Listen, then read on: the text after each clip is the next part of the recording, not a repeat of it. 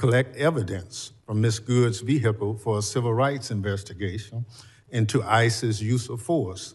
But FBI Director Kash Patel and other Trump administration officials demanded they drop it. Career prosecutors, duly bound to the rule of law, not the political prerogatives of the White House, resigned in protest. Blocking an investigation into the government's use of force against one of its own citizens is a self-dictatorship, not democracies. Every American should be outraged. Democrats tried to get answers in the aftermath of Ms. Good's shooting. We called on Acting Director Todd Lyons to testify at the committee's hearing 3 weeks ago. Unfortunately, he turned down the committee's invitation. This is part of a pattern of the Trump administration's refusal to comply with regular congressional oversight. Committee Democrats have sent multiple letters to ICE and CBP on critical issues, but most of them, 10, have gone unanswered. Mr. Chairman, I ask unanimous consent to include all 10 of these records into the record, letters into the record. Without objection. ICE has blocked members of Congress from visiting its detention facilities, even after reports of horrific conditions, detainee abuse, and a detainee being murdered in a DHS facility. I was one of those individuals who parted to a lawsuit to try to get ICE to just follow the law that says members of Congress can visit ICE facilities and present themselves at any time. So I understand that it's still being litigated, but I've been given authority to go, and I plan to do it this week just to test ICE's adherence to the law. Mr. Lyons is here today, nearly a month after we invited him.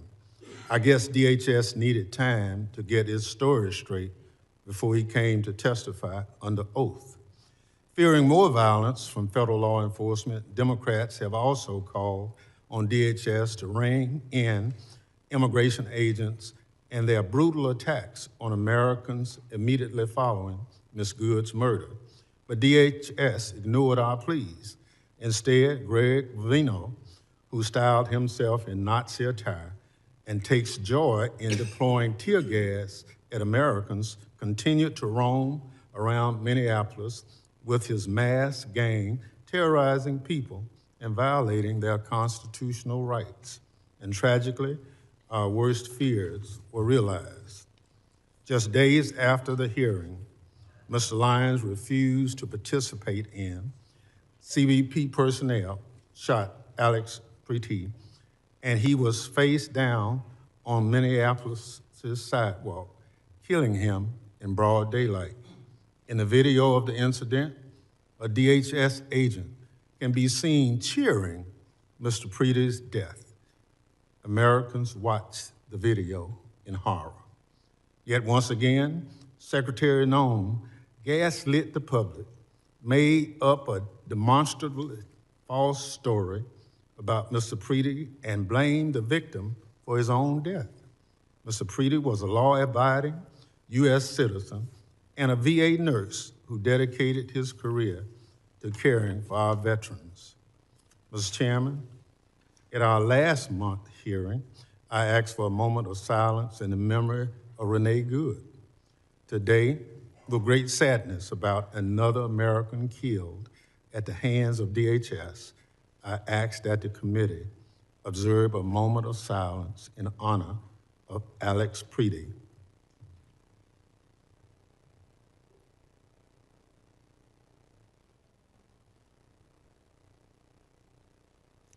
Thank you. The slaying of Ms. Good and Mr. Preety by DHS are the most tragic examples of what is wrong with Trump's DHS, but far from the only ones.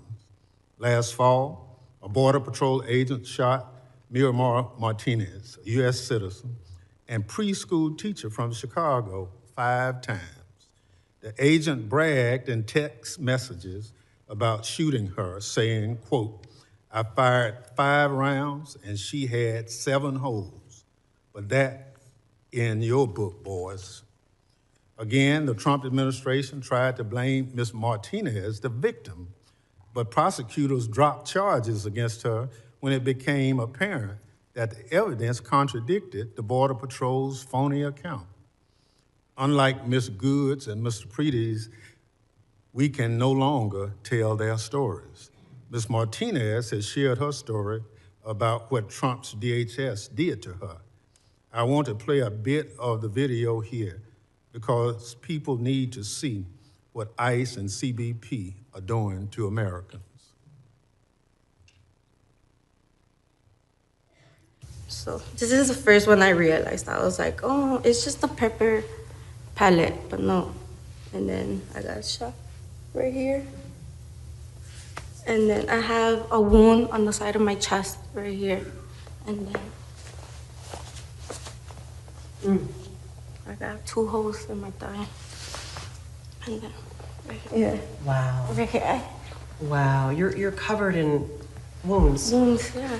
And I want people to see like what's going on, like the type of stuff they're doing.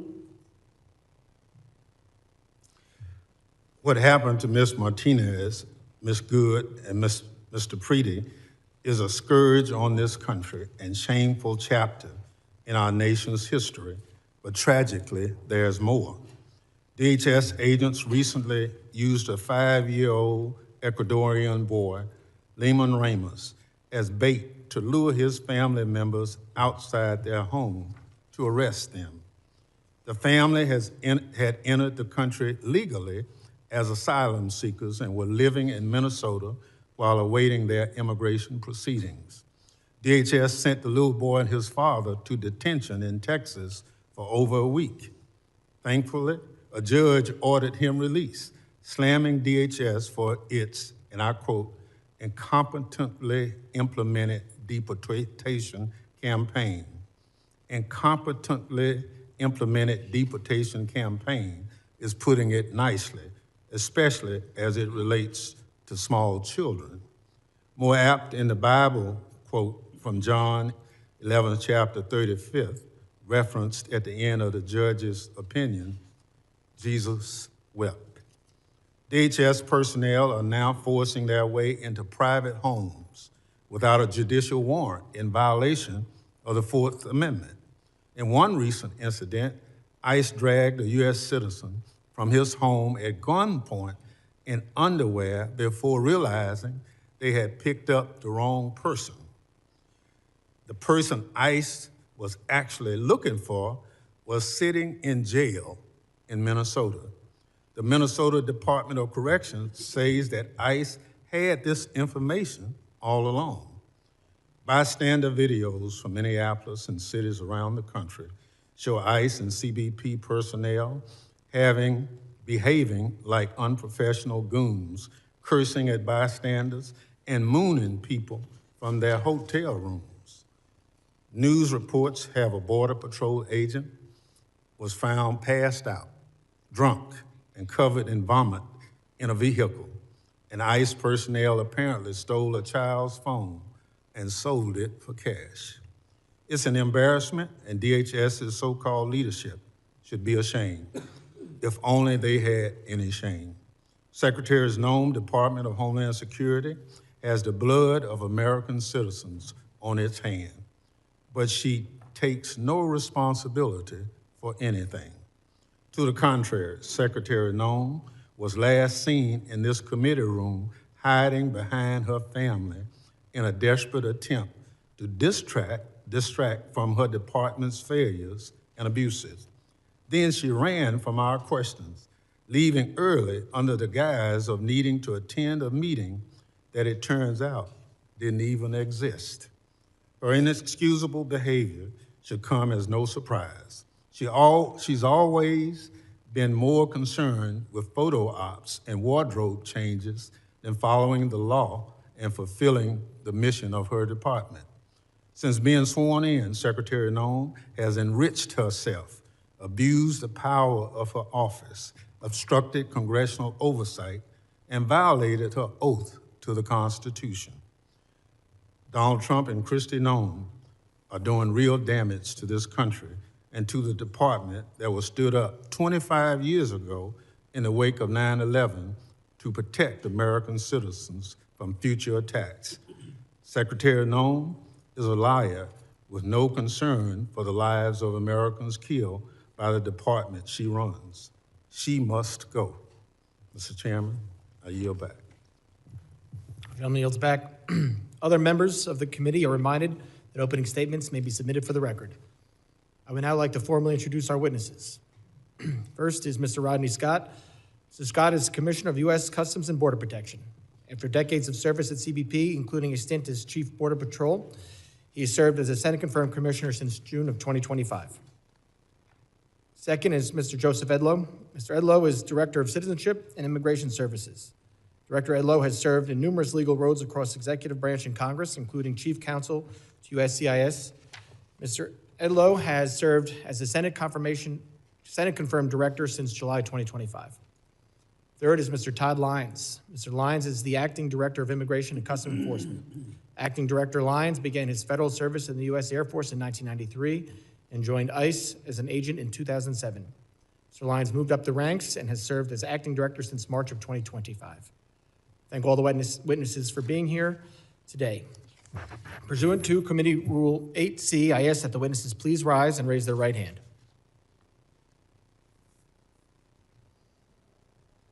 Do you solemnly swear that the testimony you will give before the Committee on Homeland Security of the United States House of Representatives will be the truth, the whole truth, and nothing but the truth, so help you God? Let the record reflect that the witnesses have answered in the affirmative. Thank you, and please be seated. I now recognize Commissioner Scott for 5 minutes to summarize his opening statement. Chairman Garbarino, Ranking Member Thompson, members of the committee. Thank you for the opportunity to appear here before you today. I'm honored to represent more than 67,000 dedicated men and women of U.S. Customs and Border Protection who are tirelessly protecting this great nation every single day by simply trying to make sure we know who and what is entering our homeland. Border security is national security. Law enforcement personnel that selflessly provide this service to America increasingly perform under difficult conditions and intense public and political scrutiny. But these brave men and women deserve our gratitude and thanks. It's my privilege to be here today joining my colleagues from Immigration and Customs Enforcement and Citizenship and Immigration Services. Our agencies work in partnership to secure the homeland and uphold the integrity of our immigration system. CBP has spent the last year rebuilding what was an intentionally broken border.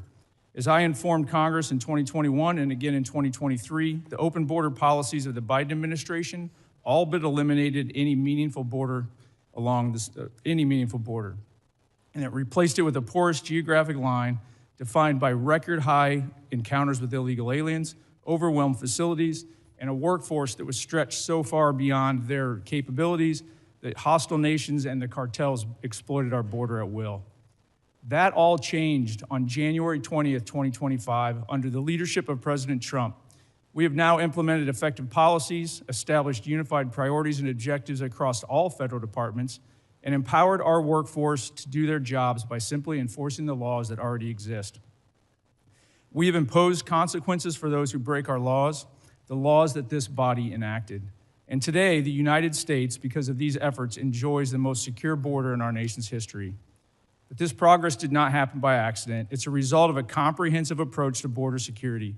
We ended catch and release, we prioritized detention and removal authorities, and we sent a clear message that illegal entry into the United States will not be tolerated. And the numbers speak for themselves. We have achieved record low illegal crossings between ports of entry. Border Patrol apprehensions along the southwest border totaled over 90,000 for the entire year. That's a number that used to represent a single month under the Biden administration. Daily encounters have dropped by 95%, averaging about 250 per day, compared to 5,000 a day during the Biden administration. Our increased enforcement also resulted in the seizure of over 617,000 pounds of illicit narcotics.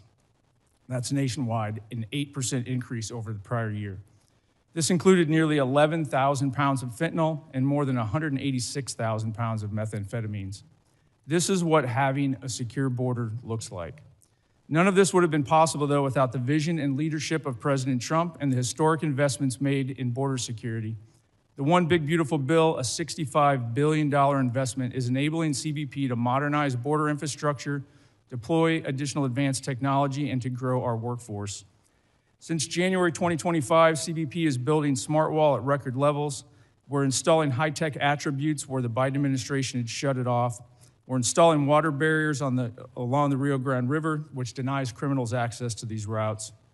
But that is not all. We're investing in technology at our ports of entry, non-intrusive inspection equipment, biometrics, and advanced surveillance to improve our ability to know what's coming into this country, the land, air, and sea, at and between the ports of entry. CBP's workforce is without a doubt the greatest asset that we have. The One Big Beautiful Bill is investing historic amounts of money in recruitment, hiring, and retention and training to ensure that we have the most highly qualified and capable law enforcement professionals securing our border. Due to the collaboration across all federal departments, the resultant record low encounters, CBP has been able to surge resources to support ICE's targeted enforcement operations across the nation. CBP is integrated with ICE and other partners to identify and remove dangerous criminals and others who remain in the country illegally. As recent events have demonstrated, though, our officers and agents are increasingly facing an unprecedented level of aggressive interference and intimidation when executing the laws that you have asked them to enforce. These attacks on federal law enforcement personnel are coordinated and well-funded. This is not peaceful protest. No law enforcement officer should be put at personal risk simply for doing the job that we have asked them to do. I thank you for your continued support of CBP's mission, and I look forward to answering your questions today. Thank you, Commissioner. I now recognize Director Edlow for 5 minutes to summarize his opening statement. Thank you, Mr. Chairman. Chairman Garbarino, Ranking Member Thompson, and members of the committee. It is an honor to speak to you about the priorities and progress of U.S. Citizenship and Immigration Services. I'm grateful for your partnership as we work together to uphold the rule of law, protect our citizens, and safeguard our homeland. Let me begin by expressing my appreciation to President Trump for his trust in me and to Secretary Noem for her leadership at the Department of Homeland Security. I'm proud to serve alongside a workforce that's deeply committed to advancing the President's agenda, protecting our communities, and restoring integrity to America's legal immigration system. As Director of U.S. Citizenship and Immigration Services, my vision has been straightforward and clear. Restore accountability to our immigration system and ensure that it serves the interests of the American people first and foremost. Today, I want to highlight some of our most significant accomplishments: ending the exploitation of immigration programs, putting American workers first, protecting our communities from public safety threats, protecting national security, and combating immigration fraud. Fraud isn't just a paperwork issue. It's a national security and public safety concern. Often those who wish to do us harm exploit weaknesses in our system. Over the past year, USCIS has made nearly 33,000 fraud referrals to law enforcement, a 138% increase over previous years. We conducted thousands of site visits to homes and workplaces and thousands of social media checks to ensure aliens aren't espousing anti-American sentiment. Moreover, our fraud detection and national security team completed over 21,000 investigations, identifying fraud in approximately 65% of those cases. In Operation Twin Shield in Minneapolis-St. Paul back in the fall, we uncovered marriage fraud, visa misuse, and student visa abuses, leading to denials of immigration benefits, arrests, and removal proceedings. This work led to Operation Paris, where we continue re-examining thousands of refugee cases in Minnesota, conducting thorough background checks and in-person reviews. We've also strengthened our vetting policies. If someone falsely claims U.S. citizenship to get a public benefit or try to vote, we hold them accountable through denial of citizenship or loss of immigration status. We've tightened screening to determine whether claimed marriages and family relationships are legitimate. And we've changed regulations to employment authorization is no longer automatically extended. Now we require more frequent renewals so that we can vet aliens more frequently and ensure that they deserve to remain in the country. Additionally, we've taken action to end the exploitation of immigration programs. Mass humanitarian parole programs were being abused by the prior administration. So we've restored them to Congress's original intent, allowing those benefits on a case-by-case basis. Secretary Noem also ended decades of temporary protected status for several countries, returning the program to what Congress intended: temporary protection, not permanent status in the United States. Moreover, this administration is doing more to ensure the integrity of our elections. We enhanced the SAVE program so states can verify citizenship of those on their voter rolls more effectively. Since January 2025, we've processed over 58 million queries, and 27 states are participating. Additionally, federal agencies ran nearly 206 million SAVE queries last year to identify fraud and preserve public assistance benefits for lawful U.S. residents and citizens. We're also putting American taxpayers and communities and workers first. We affirmed that aliens should be self-reliant, not dependent on public assistance, and that their sponsors are liable for the cost of public benefits that they access. The Department of Homeland Security is also working to rescind the 2022 public charge rule, restoring our discretion to determine if an alien will rely on government assistance. We've proposed protecting American jobs by prioritizing H-1B visas for higher skilled, higher paid workers so that companies can't use those visas merely as a way to get cheaper non-citizen labor. We've also streamlined agricultural visa processing to better support American farmers. A major milestone was implementing the One Big Beautiful Bill, which added new fees for certain immigration processes. USCIS collects those fees, but only retains a small amount of the money, while the rest goes to other agencies and deficit reduction. Finally, protecting the American people is at the heart of everything we do. After the attack on 2 brave service members of the National Guard last November, Secretary Noem directed us to review immigration benefits for aliens from high-risk countries. In closing, U.S. Citizenship and Immigration Services is restoring integrity, accountability, and security to America's legal immigration system. These accomplishments reflect the dedication of our workforce and the transformative leadership of President Trump and Secretary Noem, both of whom have allowed USCIS to do the job it was created by Congress to do. We stand ready to continue working with Congress to protect the homeland and uphold the rule of law. Thank you, and I look forward to your questions. Thank you, Director Udlow. I now recognize Acting Director Lyons for 5 minutes to summarize his opening statement. Good morning. Chairman Garbarino, Ranking Member Thompson, distinguished members of the committee, thank you for the invitation to discuss the critical work U.S. Immigration and Customs is doing every day to carry out President Trump's agenda to keep America safe, restore order to our communities, and return the rule of law to this country. Under the leadership of President Trump and DHS Secretary Kristi Noem, the men and women of ICE have been empowered to do exactly what they're trained to do: arrest and remove illegal aliens and criminals from our communities. We are enhancing public safety, securing our national security, and finally restoring integrity to the immigration system that had been allowed to collapse. We have supercharged our partnerships with state and local law enforcement, empowering officers around the country through the 287G program to help ICE identify and remove criminal aliens. Those partnerships have increased more than 900% since President Trump took office, and our communities are safer for it. I am also proud of our agency's unprecedented hiring campaign that led to hiring of more than 12,000 officers and special agents in less than a year, and more than 222,000 individuals submitted applications. This expansion of a well-trained and well-vetted workforce will help further ICE's abilities to execute President's and Secretary's bold agenda. Before discussing our broader operations, I must address the situation in Minnesota and the dangers that ICE agents and officers face nationwide. While the investigations remain ongoing, I'm encouraged that some Minnesota officials are finally signaling the willingness to cooperate with ICE. But let me be clear, promises are not enough. We need action. In the wake of the unprecedented border crisis of the previous administration, ICE has stepped into the breach to enforce the law. This commitment has a cost. We are facing the deadliest operating environment in our agency's history. In fiscal year 2025, death threats against ICE personnel increased more than 8,000%. Assaults on officers have skyrocketed over 1,400%. One officer in Minnesota had his finger bitten off by a protester, egged on by elected officials characterizing our officers as Gestapo or secret police. The families of ICE personnel have been made to feel unsafe in their homes.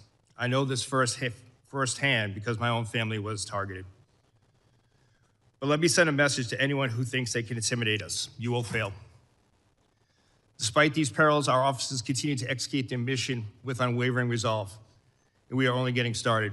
ICE remains committed to the fundamental principles that those who illegally enter our country must be held accountable. Since the beginning of the second Trump administration, we have achieved historic results. From January 20th, 2025 through January 20th, 2026, ICE has conducted nearly 379,000 arrests. Among those arrests were more than 7,000 suspected gang members and over 1,400 known as suspected terrorists. The president tasked us with mass deportation, and we are fulfilling that mandate. Thanks to the resources provided by this Congress, we are ramping up detention capabilities and removal flights daily. In the last year alone, we conducted over 475,000 removals. It's a brutal reality that criminal immigration today is organized by sophisticated, ruthless, transnational criminal organizations. These include cartels and transnational gangs President Trump has rightly designated as foreign terrorist organizations. The only way to defeat them is to destroy their revenue. Within Homeland Security investigations, our special agents are delivering critical outcomes in the fight against transnational crime. We are seizing fentanyl before it kills our children and dismantling the networks that poison our communities. In FY25 alone, we seized more than 2.5 million pounds of narcotics, a 50% increase from the previous year and a critical blow to transnational organization groups everywhere. HSI criminal arrests are at the highest point in history. However, our approach is just not about enforcement. It is about restoring order and dignity to the human beings sold alive by smugglers and exploited by these TCOs. In August 2024, the DHS Office of Inspector General released a report that concluded that more than 291,000 unaccompanied alien children out of nearly 450,000 transferred from DHS to HHS custody were simply lost by the system. We are talking about children exploited in factories, abused in sexual trades, and living as indentured servants on American soil. HSI is leading the charge to find them. We have conducted more than 71,000 field engagements to locate children, verify sponsor legitimacy, and uncover criminal activity related to exploitation. Since February 2025, ICE has arrested more than 500 criminal sponsors of these offenses, including sexual exploitation and forced labor, dismantled more than 2,400 human smuggling operations, and along with our federal partners, located more than 145,000 children. To further ensure TCOs can never threaten our nation again, President Trump dedicated the establishment of the Homeland Security Task Force. The Homeland Security Task Forces represent the most aggressive and coordinated attack on TCOs in history.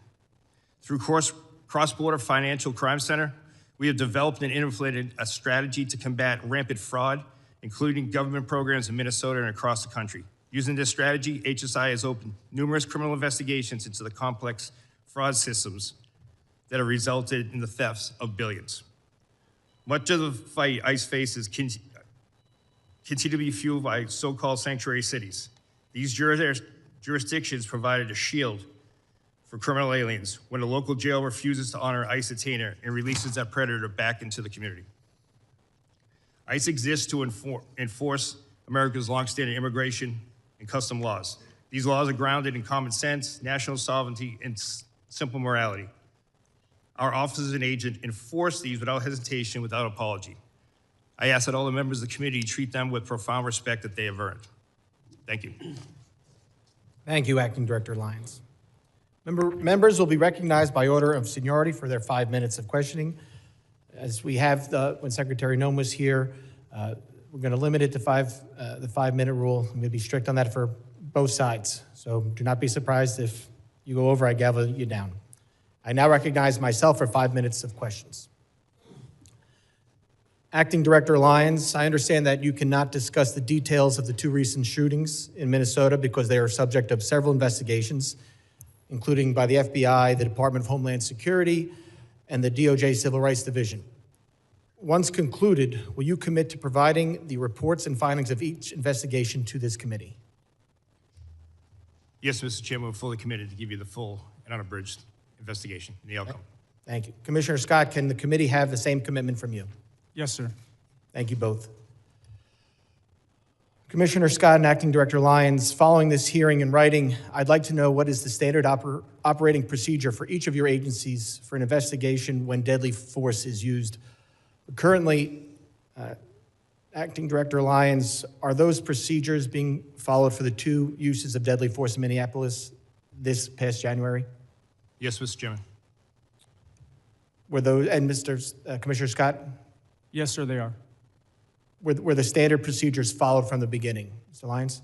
Yes, sir, they were. Mr. Scott? Yes, for CBP, they were as well. Thank you very much.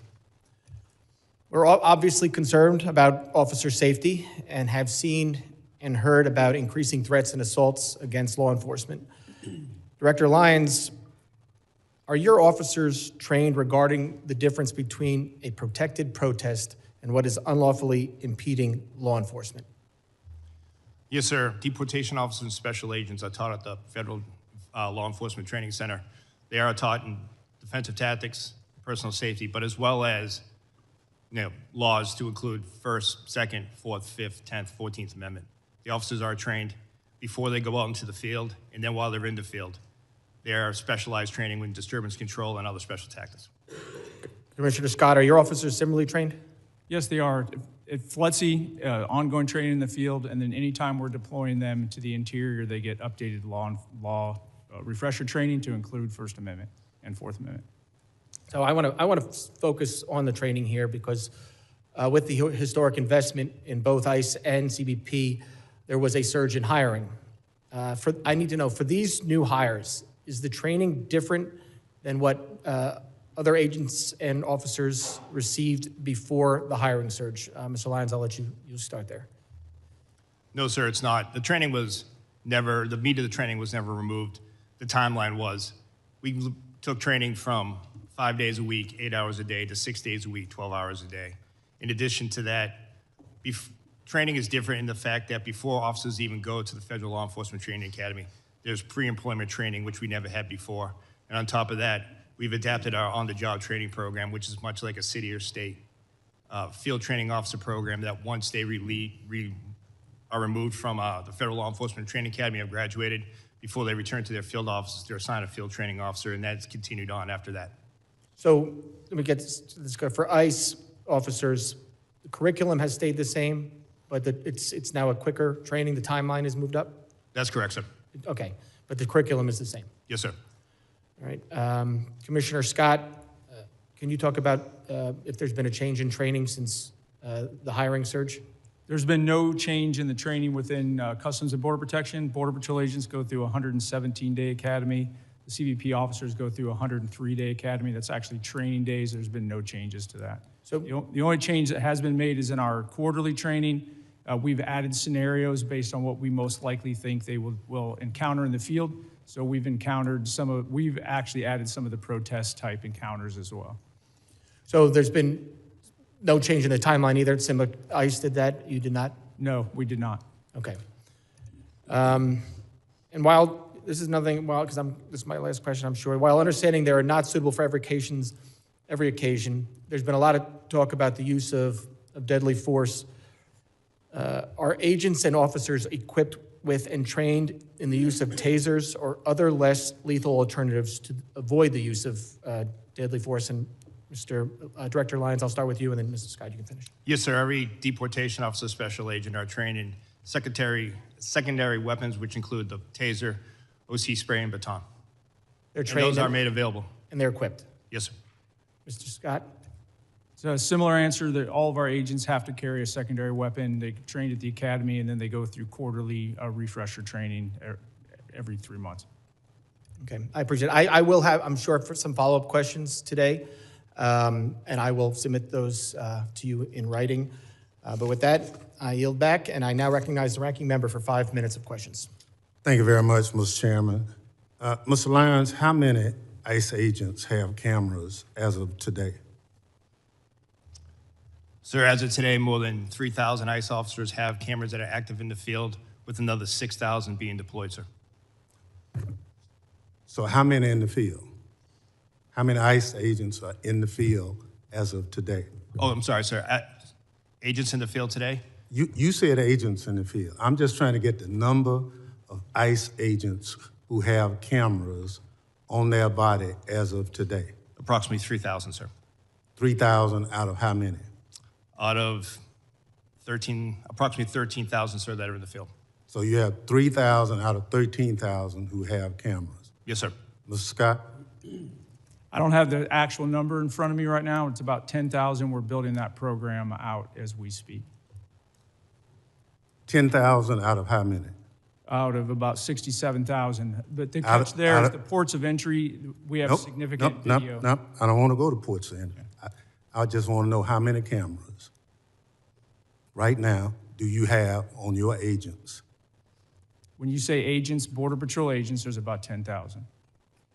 10,000 That's an estimate, out, 10,000 out of how many? Out of 20,000 Border Patrol agents. So half of them. Approximately, yes. So I'll give you a chance to look at that, since you said approximately, and get back to the committee on what's the accurate number. Not how many you're purchasing, how many as of this day. Understood, and I will get you that number. Thank you.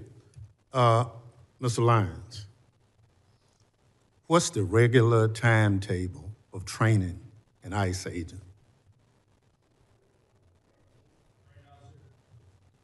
Sorry about that, sir. Right now, the training is approximately 47 days at the Federal Law Enforcement Academy. Overall training is about 3 months, sir. So you went from 3 months to 47 days. No, sir, the whole total training to include the pre-employment training and then the OJT program is 3 months. And 47 days in the Federal Law Enforcement Training Academy. So they go to Flexi for 47 days or for 3 months?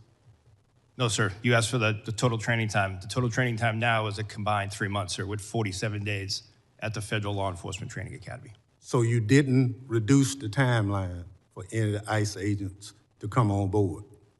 We reduced the timeline for the previous certified federal law enforcement officers or special agents, where we went to the ones who are already trained in firearms and defensive tactics and criminal procedure. We adapted to a shorter program so they would just have the extensive Immigration Nationality Act training, immigration law, and ICE-specific training. So if you hired somebody for ICE today, how much training would they receive before they become a full-time agent?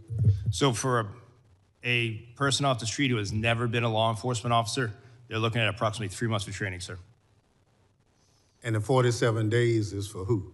That is for everyone that hasn't, who's never worked for ICE, sir. So you could have someone that's a Capitol Police officer. They would not have to go through extended training for when it comes to defensive tactics, firearms, et cetera. They would have to go through the rigorous immigration training, which unfortunately immigration law is just as confusing and long as tax code, which we have to ensure that we devote that extensive time to. Thank you so much. But Yes, sir. would you provide the committee with the timeline? Yes, sir. We will provide you. Some of us understand it's 47 days. Yes, sir. We will But provide you're you telling us it's 3 months. from the beginning, sir, when they go ahead and come on pre-employment training to the Thank you. OJT program afterwards. But we will provide the committee with the full Okay. breakdown. For Mr. Lyons and Mr. Scott, over the past several weeks, the president has made a series of comments regarding the midterm election. The president has urged my Republican colleagues in Congress to nationalize elections. Now, are you involved in any planning on guarding precincts in this country as of today? Mr. Scott, No, sir. Mr. Lyons. No, sir. So there's no information, you've not been asked to start deploying people for areas anywhere? No, sir. Well, thank you very much. Mr. Lyons, I'll get it in writing, Mr. Chairman. I'm going to follow your directions on that. Gentleman yields back. Thank you, Ranking Member. I now recognize the gentleman from Texas, Mr. McCall, for 5 minutes of questions. Thank you, Mr. Chairman. A decade ago when I chaired this committee, Mr. Thompson and I passed a bill to authorize ICE into law. It was a bipartisan effort. It passed the House overwhelmingly, both Republican and Democrat. A decade later, here we are. The Dems have called to abolish ICE. Now they're trying to shut it down. So what has happened in that 10 years? Let's go back to the last 4 to 5 years what happened in this country and at the border. As someone who lives in the border state of Texas, we saw the most dangerous, wide open border that I've seen in my 22 years in Congress. 10 to 12 million people, and that's what we know about. I think it's far greater, came into this country. Many of them dangerous, violent criminals, some known or suspected terrorists, which I find extremely dangerous. That's why I served as an impeachment manager for Mayorkas, because he violated federal law. The federal statute says, as a former federal prosecutor, I know this, shall detain aggravated felons. What did Mayorkas do? He told his agents, that's discretionary. You can release them. As a result, we had tens of thousands of aggravated felons left on the streets of America to roam freely, not to mention the human and sex trafficking of children, Mr. Lyons, as you pointed out. So what is the administration trying to do? They're trying to remove a public safety threat from the United States of America. That is their job. Restoring public safety should be the number one priority. And one of the problems here, as I examine it, is that Minnesota, Minneapolis in particular, is a sanctuary city. What does that mean? That means that it's a magnet for illegal. They're protected under the current situation because state and locals will not cooperate with federal law enforcement. In fact, Mr. Lyons, is it not true that they were not honoring ICE detainers that were put on dangerous felons in prison so that you could remove them from the United States? That is correct, sir. The detainers were not honored at the local level in Minneapolis. This is the number one violation. In addition, the rhetoric on the left led to over 1,000% increase in assaults on ICE officers, an increase of over 8,000 of death threats to them. All this created a perfect storm for our officers being thrown into this situation. And then Agent Bovino came into the picture, and I would argue, in fairness, that he escalated the situation by the way that was handled.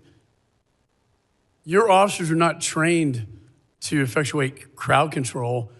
They are trained to move in surgically, go in and remove these dangerous, violent criminals from the United States of America. I've called for de-escalation after the two deaths, the two shootings that took place. I believe that these roving patrols should be done at the border rather than in the major cities of the United States. So when the president decided to remove Agent Bovino and put in Tom Homan, who I've known for years, a consummate professional, law enforcement professional, I commended the president. And what has been done since Mr. Homan came into the job? We now have targeted law enforcement operations. He is returning to the original mission of ICE. He is working with state and locals to do the crowd control. He is getting them to honor the ICE detainers.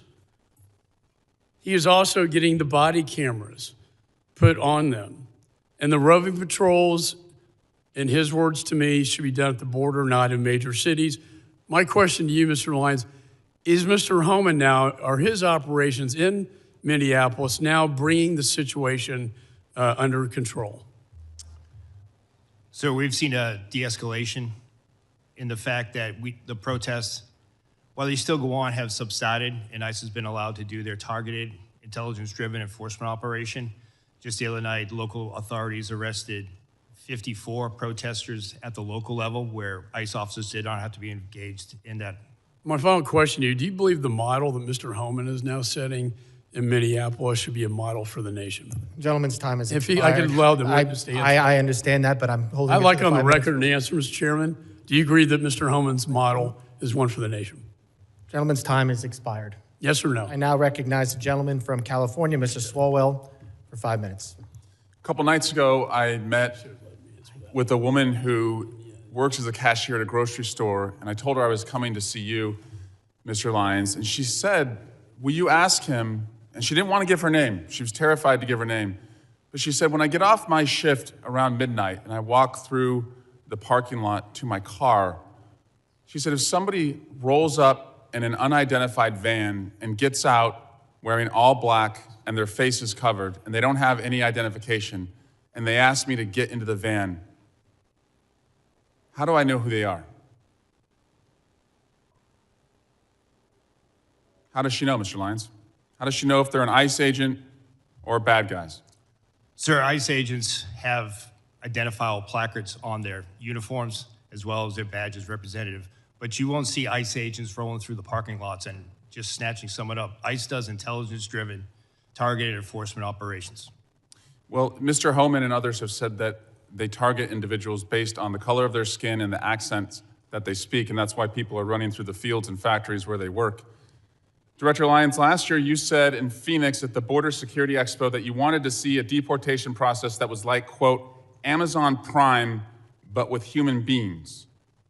Mr. Lyons, how many times has Amazon Prime shot a mom 3 times in the face?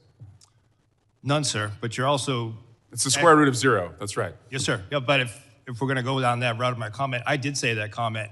However, that comment was taken out. If you go back and watch the video, I did say that we need to be more efficient when it comes to removing individuals from the United States because ICE doesn't detain punitively. We detain to remove. I don't want to see people in custody. At the end of my statement was, again, to your point, it was a industry day for AI and efficiencies, but I did say at the end of it, but we deal with human beings, so we can't be like them. And speaking That's of human, the key part that you're leaving out. Well, speaking of human beings, how many times has Amazon Prime shot a nurse 10 times in the back? None. How many times has Amazon Prime dragged a woman out of her car by her hair and then dragged her down the street? None. How many ICE agents have been fired for their conduct under your leadership? Sir, I can get you that data. I'll get that back to you. Is it more than 1? I'm not going to speak about personnel actions, but I'll get you that data. Can you tell us if at least, God, I hope at least 1 person has been fired for their conduct since these operations have begun? Are you telling us you can't even say 1 person's been fired? Sir, I'm not going to talk about personnel actions, but we will get back to you. But 2 people have been killed so far, is that right? A nurse named Preddy and a mom named Good. 2 people have been killed so far. Yes, sir. Mr. Lyons, will you apologize to the family of Renee Good for being called a domestic terrorist by the president and his leadership? No, sir. Why not? Sir, I welcome the opportunity to speak to the family in private, but I'm not going to comment on any active investigation. Is she a domestic terrorist? Sir, I'm not going to comment on the investigation, and the president and Secretary Noem are elected officials. That's their right to their comments, but as career law enforcement, we won't speak to any. Do you agree with their comments? Sir, I'm not going to go ahead and talk about any ongoing investigation. Will you apologize to the family of Alex Preddy for also being called a domestic terrorist? Sir, again, I'm not going to speak to any ongoing investigation. Mr. Lyons, your staying to lead ICE is a decision. Sir, I'm sorry. Could you repeat Your that? staying on to lead ICE is a decision. And I've read your background. You have a decorated career. You've served in the military. You are what I would call otherwise employable. I think most people would agree this is not the only job that you can get. But since you've been on this job, women have been dragged by their hair through our streets. A 6-year-old child battling stage 4 cancer has been deported, and it turns out he was a U.S. citizen. People are running through the fields where they work. People who've gone to the streets as allies have been shot and publicly executed. It's a decision to stay on at this point. And considering your honorable service in the past and the dishonorable acts that those who have worked for you have conducted, and the disgraceful statements that the leadership above you have said, you now have a decision. Will you stand with the kids who you're supposed to protect, or will you side with the killers bringing terror to our streets? Mr. Lyons, will you resign from ICE? No, sir, I won't. Why not? Because, sir, that child that you're showing right there, the men and women of ICE took care of him when his father abandoned him and ran from Gentleman's law enforcement. time has expired. You never should have gone Gentleman's into custody. time has expired. I recognize the gentleman from Mississippi, Mr. Guest, for 5 minutes. Thank you, Mr. Chairman. Mr. Chairman, we stand on the verge of a second Democrat shutdown of the United States Department of Homeland Security just within the last 90 days. The Department of Homeland Security employs 260,000 men and women across 22 different agencies. Those agencies include 63,000 men and women who work for CBP, 60,000 who work for TSA, 22,000 for FEMA, 18,000 who works for USCIS, almost 50,000 civilian and military employees with the United States Coast Guard, 7,800 Secret Service employees, 2,500 CISA employees, and over 8,000 agents and analysts with the Department of Homeland Security investigation who perform a crucial function to protect and serve this country. This second government shutdown, led by my friends on the Democrat side of the aisle, will leave our country less safe. Don't just take my word for it. Let's look at the words of the Biden administration.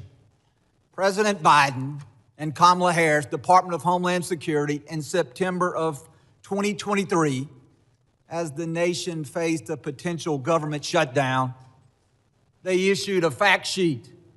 That fact sheet is entitled The Impact of Government Shutdown on the DHS Workforce.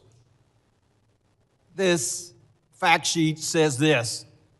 It says DHS workforce is comprised of extraordinary public servants who safeguard this nation.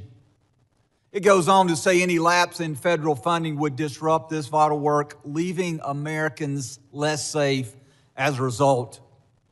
Those working without pay include law enforcement, conducting such acts as seizing illegal narcotics like fentanyl, combating child exploitation and child predators, identifying and arresting human trafficking, responding to natural disasters, preventing cyber attacks, and protecting U.S. government leaders. And so I ask you, gentlemen, as we are once again on the verge of a shutdown of the Department of Homeland Security, if the Democrats take us to the edge, if they refuse to sign a CR, if once again the men and women who serve under your leadership, if they are once again not paid, I ask you, how will that impact our nation? Will America be more safe, or will America be less safe if we are once again led into a government shutdown by the Democrat Party? Mr. Scott. I believe consistency and seeing support from the leadership on both sides of this building and the president is very important to border security. I think the rhetoric and the back and forth, the politicizing of law enforcement in general detracts from the general morale of our personnel. Is it not important that we pay the men and women who serve under your command? It's critically important. And in a government shutdown, the bills don't stop, do they not? The bills continue to accrue. Correct. And the deployment of technology ceases in many cases, and America becomes less safe. Would you agree with that statement? I would agree America becomes less safe. Mr. Edlow, what about you? Well, Congressman, as I'm sure you're aware, USCIS is a little different in that we are fee-funded. So during a shutdown, the men and women working for USCIS will continue to be paid. However, in terms of our screening and vetting enterprises, as well as everything else we do, we have formed very, very strong working relationships with the other components, and that's critical for us to be able to do our work. While we may be there able to continue without our partners being paid and with them being furloughed, it's going to make America significantly less safe. And Mr. Lyons. Yes, sir. It will have a great impact, especially on the Homeland Security task forces and the men and women that are focused on the transnational crime and foreign terrorist organization. Mr. Lyons, very quickly, we've had many members of this committee who have made allegations. The Democrats have once again taken the mantle of the party to defund the police and abolish ICE. Do you wish to take my last few seconds to speak about the consequences that has on the men and women that you serve? The men and women of ICE are sworn law enforcement officers who are dedicated to do their mission to protect the United States. Thank you, Mr. Chairman. I yield back. Gentleman yields back. I now recognize the gentleman from California, Mr. Correa, for 5 minutes of questions. Thank you, Mr. Chairman. I want to welcome our witnesses today. Gentlemen, I wanted to start out by talking a little bit about my district, Southern California, Disneyland. Southern California is the center of manufacturing for the United States. California, biggest ag state in the Union. California, also, big donor, taxpayer dollars to the United States. President Trump got elected on the promise to deport the worst of the worst. Your numbers, Mr. Lyons, less than 14% of those arrested by ICE first year, 2025, had charges or convictions of violence. 70% of those deported had not even a traffic ticket. Mr. Lyons, I think we're all patriots, but I'm trying to figure out how, this is a question to you, sir, how deporting a nanny makes our nation safer, stronger, how trying to deport the father of 3 Marines make this country stronger, how deporting the parents of a number of Marines at Camp Pendleton makes this nation stronger. Sir, thank you for your welcome, first off. Just to address your, the numbers with the 14%, sir, that's 14% that are listed as violent criminal felonies. However, what's left out of that is the fact that what's left off that list. Those 70% that don't have a traffic ticket and deported, how has that made our nation stronger? Sir, if you look at what ICE has done, more than 60% of every individual that is in ICE custody has a pending or a conviction on a criminal charge. Not to count. Sir, let me move ahead. I only have 3 minutes, and we'll talk later. Yes, Let's talk about American citizens. Again, back home. Young people asking me, what do I have to carry with me so I won't be deported? Is, Mr. Lyons, carrying a passport, is that enough so they won't be detained or deported in my district? Sir, an American citizen shouldn't carry or shouldn't feel the need to carry. Let me tell you what some of your ICE agents have done. They pulled over a gentleman in a pickup truck, showed his passport, they threw it to the side, detained him. What do we have to do to show that we're American citizens? Sir, no American citizen falls under Title VIII. No American citizen will be arrested for being an American citizen. But you just said to my colleague that nobody has been fired because of violations of the law for disciplinary actions, yet this is happening in my district. Mr. Lyons, we're a very boring district. We work hard, mind our own business. ICE in our streets now. People are terrorized. American citizens. Number of cases of Americans being detained, being taken in, some being held for 5 days. Sir, what do we do with those people in that situation? What do we tell them? Sir, I don't know of any particular case that you're speaking of American citizen being held. I'm more than happy to provide you a list, sir. 100%, sir. So let me ask you, sir, are you surveilling U.S. citizens today? No, sir. Those people protesting, practicing this First Amendment right, photos of them, data taken, they're not being placed in any kind of a database? There is no database for protesters, sir. One of your officers in Maine said to one of the individuals protesting, we're going to put your face in a little database. What does that mean? Do you have a little database of Americans? No, sir, we don't. Then what do you think your ICE agent was doing to this individual when he said those statements? I can't speak for that individual, sir, but I can assure you there is no database that's tracking United States citizens. Sir, California, we're a sanctuary state. Does that cause you a problem picking up individuals? Yes, sir. I have with me today some data from Sheriff Barnes, Orange County Sheriff, very good friend. He's been here to testify numerous times. For 2025, he referred about 300 individuals for your office to pick up. 250 were picked up, 50 were never picked up. We had a long conversation saying, what is going on? If these are the worst of the worst, you've called ICE to pick them up and you didn't pick them up. Can you explain to us why you didn't pick up all these individuals that were referred to your office to pick up? Yes, sir. That's the key part of that is the referral. We make sure that those individuals are eligible to be placed in detention and for movability. So You in that never case, it would be even looked at Gentlemen's those time's- individuals. Gentlemen's time's I would like to expired. talk to you about this issue later on, Mr. Lyons. Gentlemen's Thank you very time much. has expired. I now recognize the gentleman from Texas, Mr. Pfluger, for 5 minutes of questions. Thank you, Mr. Chairman. Why are we here? And I think it's pretty clear that until proven otherwise, at 5 years of experience, that it seems like one side of the aisle is in favor of open borders and wants to abolish ICE.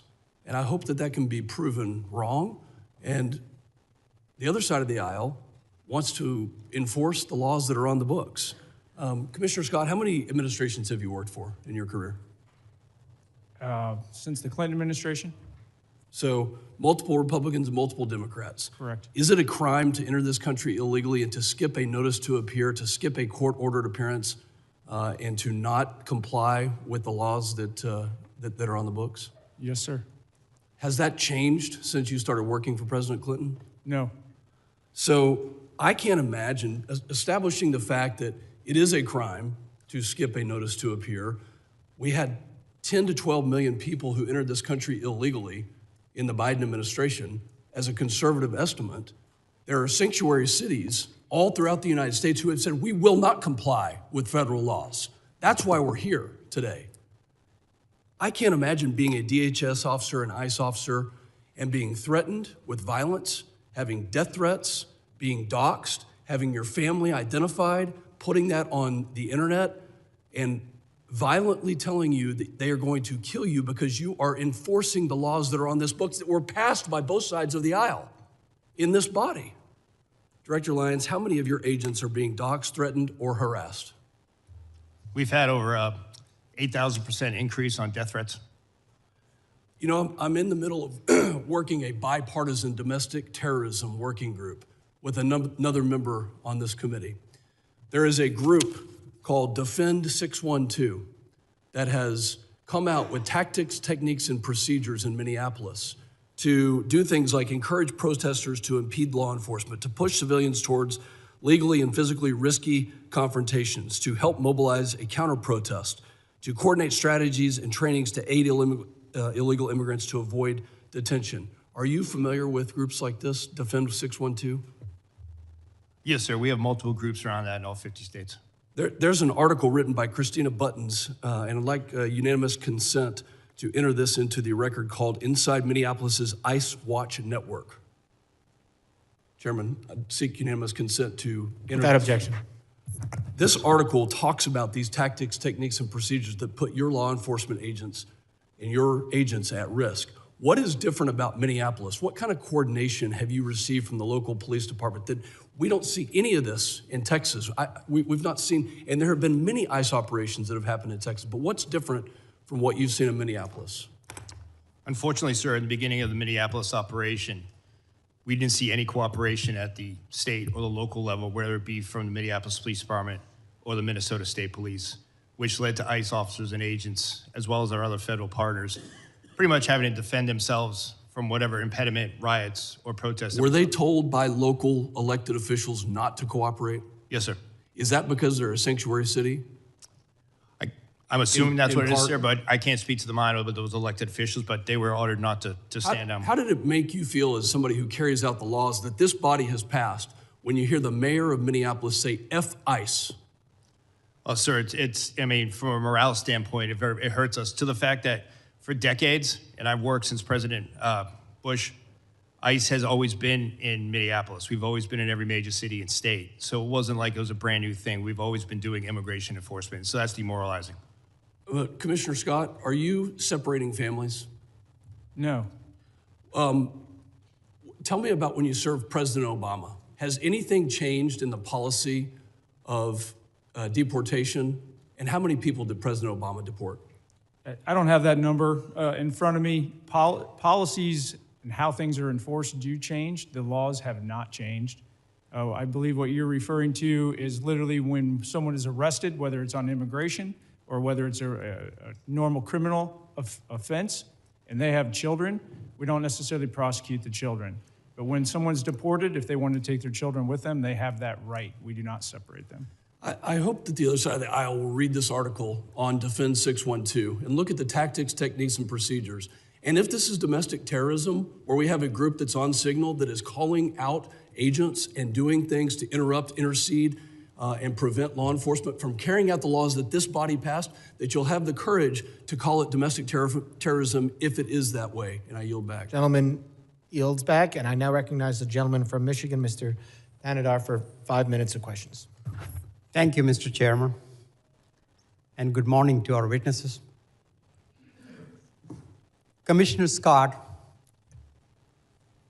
did the ICU nurse, Alex Preddy, deserve to die?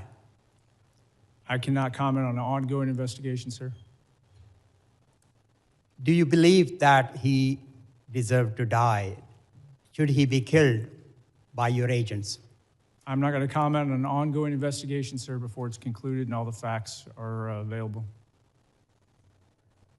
Do you agree with CBP Commander Bovino's statement that Alex Preddy was planning to massacre law enforcement agents? I'm not going to comment on an ongoing investigation, sir. Director Lyons, did Renee Good deserve to die? Sir, I can't comment on ongoing investigations. Director Lyons, do you agree with Secretary Noem and Vice President Vance's characterization of Renee Good as a domestic terrorist? Sir, I can't speak to their comments as that they are their own, but as an ongoing investigation, I can't speak to that. Director Lyons, what did your agents mean when he said, "You raise your voice, I erase your voice"? In the video just that we have seen, all of us have seen. Sir, I'm not aware of that video that you have, sir. I can't comment on what that officer has said.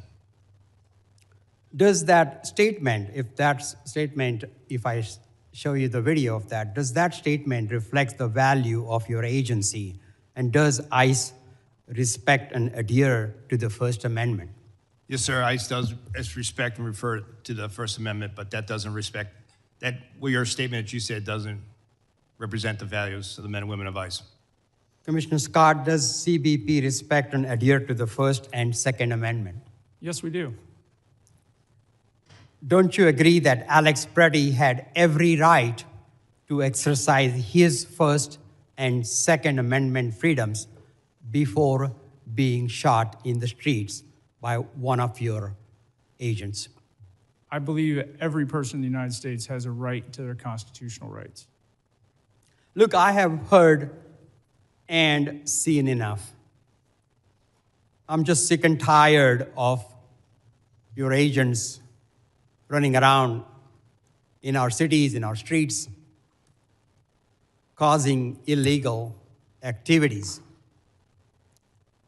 ICE and CBP thugs are roaming our streets, attacking our communities, using our children as bait, referring to people as bodies and numbers, targeting people for their accents and the color of their skin, and killing American citizens, all while showing zero remorse for their actions. Director Lyons and Commissioner Scott, do you think President Trump will pardon you and your boss, Kristi Noem, before he leaves office, just like he has for insurrectionists and his political allies? Do you believe President Trump will pardon you? Go ahead. I'm not going to speak on behalf of President Trump, but I'll tell you, I signed up for this job to protect America, and I'm very proud of the service that I provide, and I don't need a pardon from anybody. Well, you better hope so. You better hope you get being pardoned, because you will be held accountable for the absolute disregard of the law your agencies have shown over the past year. Your agencies have lost the trust of the American people, with millions taking to the streets to protect the illegal actions of your agencies. And that's why I introduced a bill in the United States Congress to abolish ICE. ICE must be abolished. I also co-sponsored a bill to impeach Secretary Kristi Noem. And I believe Kristi Noem must be impeached. And this Congress must do everything in its power to carry out oversight actions against these rogue departments, including if Gentleman's necessary. time has expired. A witness has requested a break. Committee will recess for 5 minutes. Members of the audience will remain seated.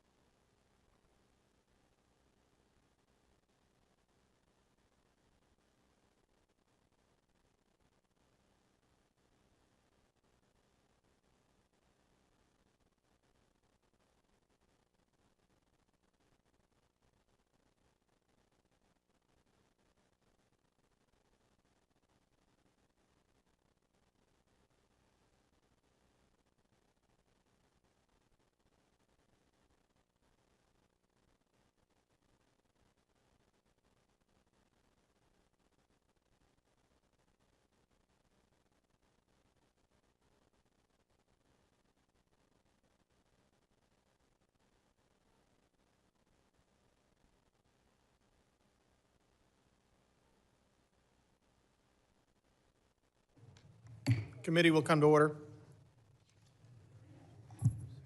I now recognize the gentleman from Texas, Mr. Gonzalez, for 5 minutes of questions. Thank you, Chairman, and thank you, gentlemen, for your service to our great country. I was speaking to some agents that were deployed from Texas to Minnesota, just asking for the ground truth of what was happening. And one of the things that stood out to me is one of the agents said, Tony, it reminds me a lot of Fallujah. Having someone that served in Fallujah, that caught my attention. And so my question first is to you, Commissioner Scott, is on the safety of our agents. In particular, I see that these task forces work, these anti-gang, these anti-terrorism task forces. But thinking of Fallujah reminds me of we were fighting a war that was the Persian Gulf when the world had changed.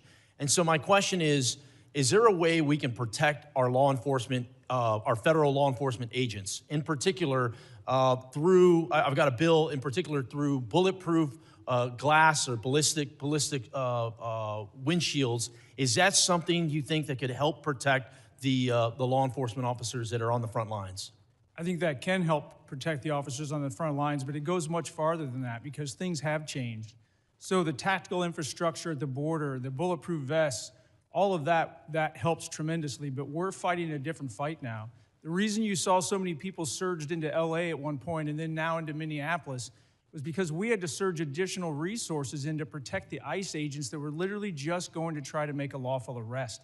So we had to put in two teams, one to do the arrest and another one to deal with the protesters.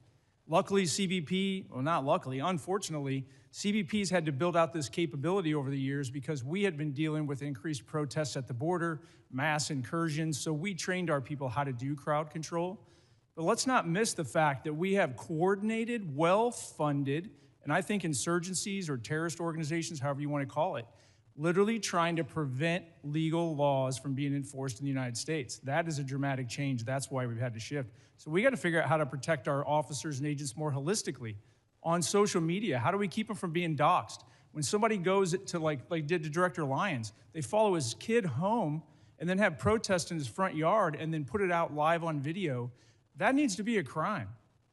I don't want to violate anybody's right to free speech, but going into your front yard and harassing your family just because you're a law enforcement officer, that should not be a protected action. The world has changed, and we need to change with it to make sure our federal law enforcement officers and their families are protected. My next question is for Director Lyons. Body cameras have been deployed in Minnesota. I think transparency helps regain public trust. Is there any plan to release any of the footage to the public? 100%, sir. That's one thing that I'm committed to is the full transparency, and I fully welcome body cameras all across the spectrum in all of our law enforcement activities. And yes, sir, body cam footage will be released. I agree with you completely. Everyone assumes this body camera footage is bad footage. So, in so many cases, it's the exact opposite. And we get a show from the officer's lens what exactly they're dealing with on a daily basis, not just a 15-second clip we see on TikTok or whatever it may be. I'm very pleased to hear the releasing of more public footage.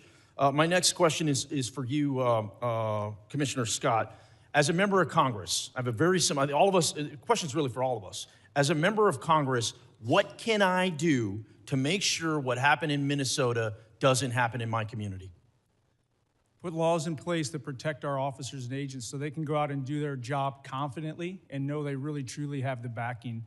And then, I gotta plug it, actually fund the programs. So when body cameras got rolled out to CBP, the technical capability of the camera got rolled out, but the funding for the personnel to support the programs and the data, that can drain basically all your other operations. So fund the entire program so that we can be transparent and that we can make sure America knows what we're doing because that trust is critically important.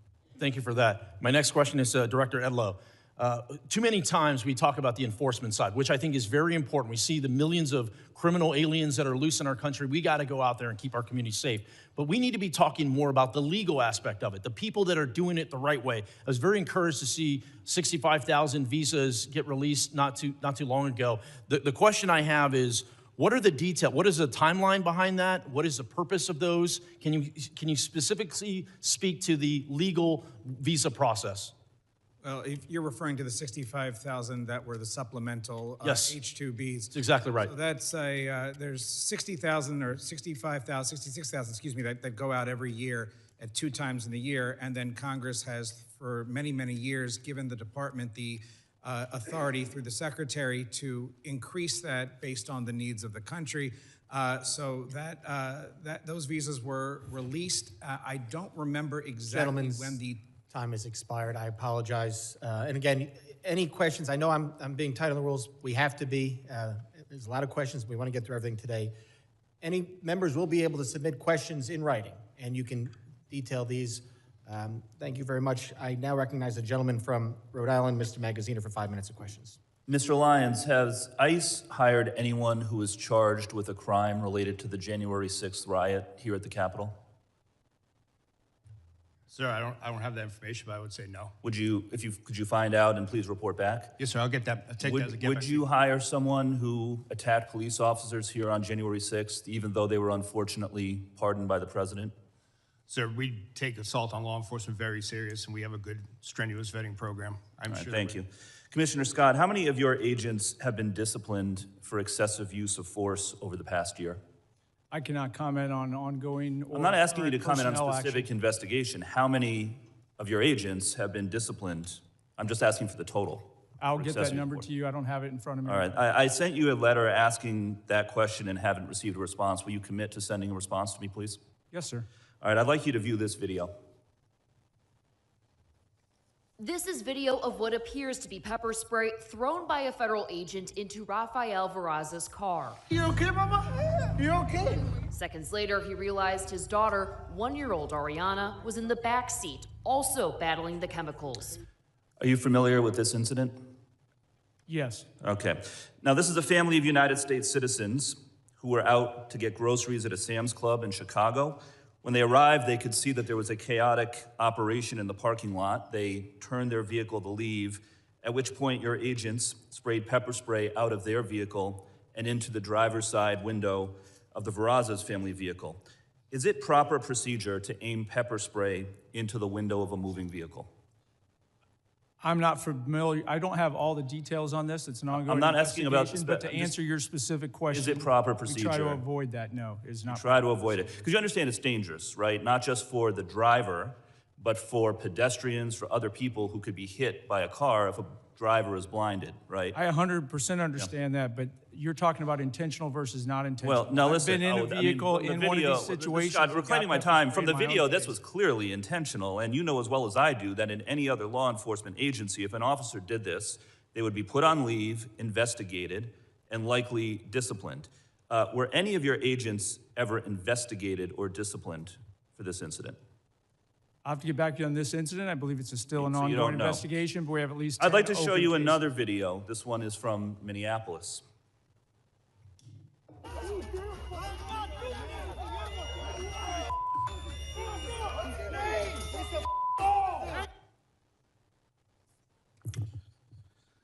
So as you can see, the agent sprayed pepper spray at close range directly into the face of an individual who had already been pinned to the ground by 3 other agents. And there's a picture of this behind me to give you a better view. Is this proper procedure for the use of pepper spray? I cannot comment on that because you're only showing one piece, and that subject Has is this clearly agent not been compliant. investigated? But this is not the intended use of this weapon, correct? The intended use is to try to avoid escalating. It's to de-escalate the All right. situation. And Well, get he was the already pinned to the individual ground by comply. 3 other agents. I think he had been de-escalated. Is there any investigation into this agent for doing this? I'll get back to you. There are several open investigations. All right. Listen, there has been no accountability in your agency under the Trump administration. None. Your agency has repeatedly been caught on tape using unnecessary violence against civilians, and you can't even tell me if any of these agents have been investigated or disciplined. You are supposed to be making people safer, and instead, your agents are being unnecessarily violent. And that is why the Trump administration has lost the trust of the American people on immigration. Understand, it's not just the actions of the agents in the field, it is the lack of accountability from the top that has caused public trust to erode. And there need to be major reforms before we vote to give any of you any more funding. Your agencies need to act like other law enforcement agencies. Take off the masks, wear badge numbers, enforce discipline with real standards of conduct. But accountability starts at the top. Kristi Noem is completely unfit and should be removed from office. And all of the operations that we just watched were overseen by Commander Gregory Bavino, who himself engaged in excessive use of force. He even admitted that he lied to a federal judge when he claimed he had been hit by a rock prior to throwing a tear gas canister at a crowd of civilians. But then after the footage came out, and that turned out to be not true, he admitted that he had lied about it. Mr. Scott, what disciplinary action do you plan to take against Mr. Bavino? I cannot comment on personnel actions on Indian. Is there an investigation underway or being considered into Mr. Bavino? Every allegation and every use of force is fully investigated. Well, please investigate him. Goes through a review board. You need to start enforcing discipline. Gentleman's time has expired. I now recognize the gentleman from Alabama, Mr. Strong, for 5 minutes of questions. Thank you, Chairman Garbarino, Ranking Member Thompson, and thank you to all our witnesses for being here today. Let me start with the simple facts. The border is now closed. Fentanyl poisonings are down by more than 35%. I thank each of you for your service to our country. I remember in April of 23 when then Secretary Mayorkas testified before this very committee that the U.S. border was, and I quote, secure, close quote, and not open. At the same time, under his leadership, illegal alien population surged to over 11 million. They were coming from more than 160 different countries as migrants were released into our country by the millions. That's what the Biden administration, in concert with Secretary Alejandro Mayorkas, did to America. They sold America out.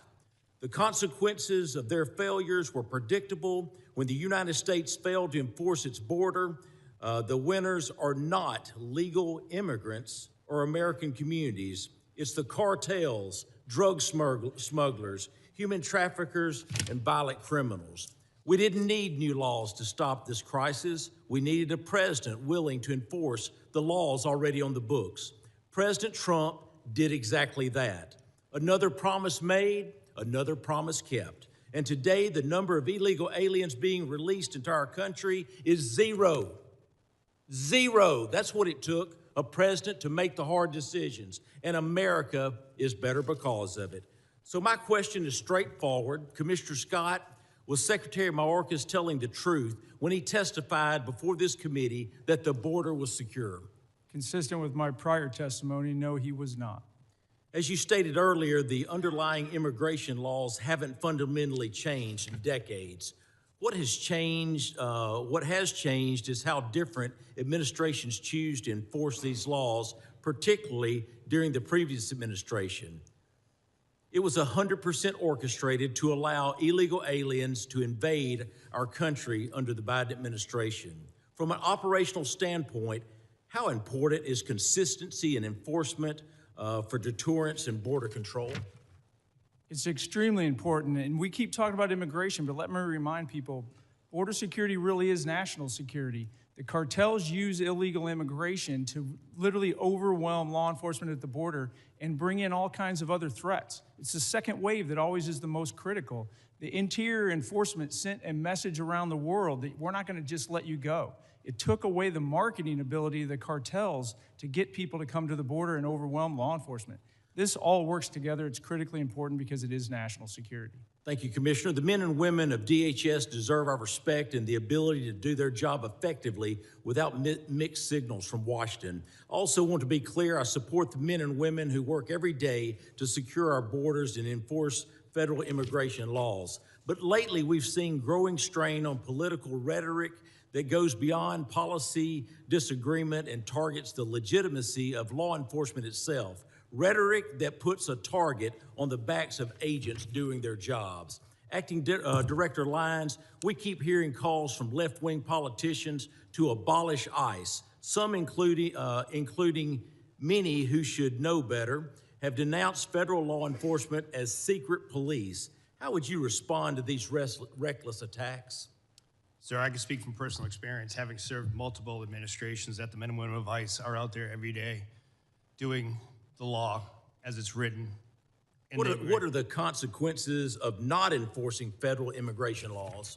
Sir, if you look at what ICE has done, if you look at the amount of As I said earlier, the amount of known and suspected terrorists that we removed from the country, we arrested 1,477 this year and removed 1,480. Just that impact alone, along with the 7,800 gang members, makes a significant impact on public safety and national security. Thank you. Turning to you, Director Edlow, the U.S. Citizenship and Immigration Service plays a role in administering legal immigration and protecting the integrity of the system. When immigration enforcement is undermined or treated as illegitimate, how does that affect USCIS's ability to manage lawful pathways, prevent fraud, and maintain public confidence in the legal immigration process? It makes it absolutely impossible, Congressman, and that's why we've done everything we can to administer that system now and to not cut corners that were previously cut during the last administration. Thank you. Mr. Chairman, I yield back. The gentleman yields back. I now recognize the gentleman from New York, Mr. Goldman. 5 minutes of questions. Thank you, Mr. Chairman. Mr. Lyons, what guidance have you given to your agents about asking people walking on the streets of America to show proof of citizenship? Sir, as I stated earlier, the men and women of ICE, deportation officers, special agents, we conduct targeted intelligence-driven operation. We don't walk around on the streets asking people about their American citizenship. Really? So all of those individual American citizens who have been randomly asked are lying. Is that what you're saying? Sir, if the men and women of ICE are conducting an investigation, whether it be for Title 8 immigration enforcement or Title 18 criminal enforcement, they'll ask someone their nationality. Right, but that's not targeted because they're asking all sorts of American citizens, including off-duty law enforcement. Now, have you directed at any point your agents under the Supreme Court's racial profiling ruling to only stop non-white people and those who look like immigrants to ask for their citizenship papers? No, sir, I haven't. Now, you are aware, of course, and there's well-documented, numerous well-documented instances of people, American citizens, being asked to show and prove their citizenship. Do you know what other regimes in the 20th century required similar proof of citizenship? Yes, sir. What? Sir, there was various nefarious regimes that did that. Is Nazi Germany one? Yes, but Is the Soviet Union one? I honestly, Sir, I'm asking the questions. Is the Soviet Union one? Yes, sir, but I totally, this is the wrong type of questioning. I'll tell you what the wrong type of thing is, sir. It's my Holocaust time. Museum Reclaiming my time, sir. If you want to go see Reclaiming my Nazism, time, that's what Mr. it is. Chairman. It's not the men and women of ICE that are out there doing it every day. So to say that the men and women of ICE are Mr. Chairman, I'm reclaiming my time. I would like my wrong. time back, please. Please give me another 15 seconds because he was unnecessarily speaking. You said in your opening statement that references to ICE as the Gestapo or the secret police encourages threats against ICE agents. 100%. The problem is you have it backwards, sir. People are simply making valid observations about your tactics, which are un-American and outright fascist. So I have a simple suggestion. If you don't want to be called a fascist regime or secret police, then stop acting like one. But people are simply just observing what they are seeing. And that's why people are making those comments.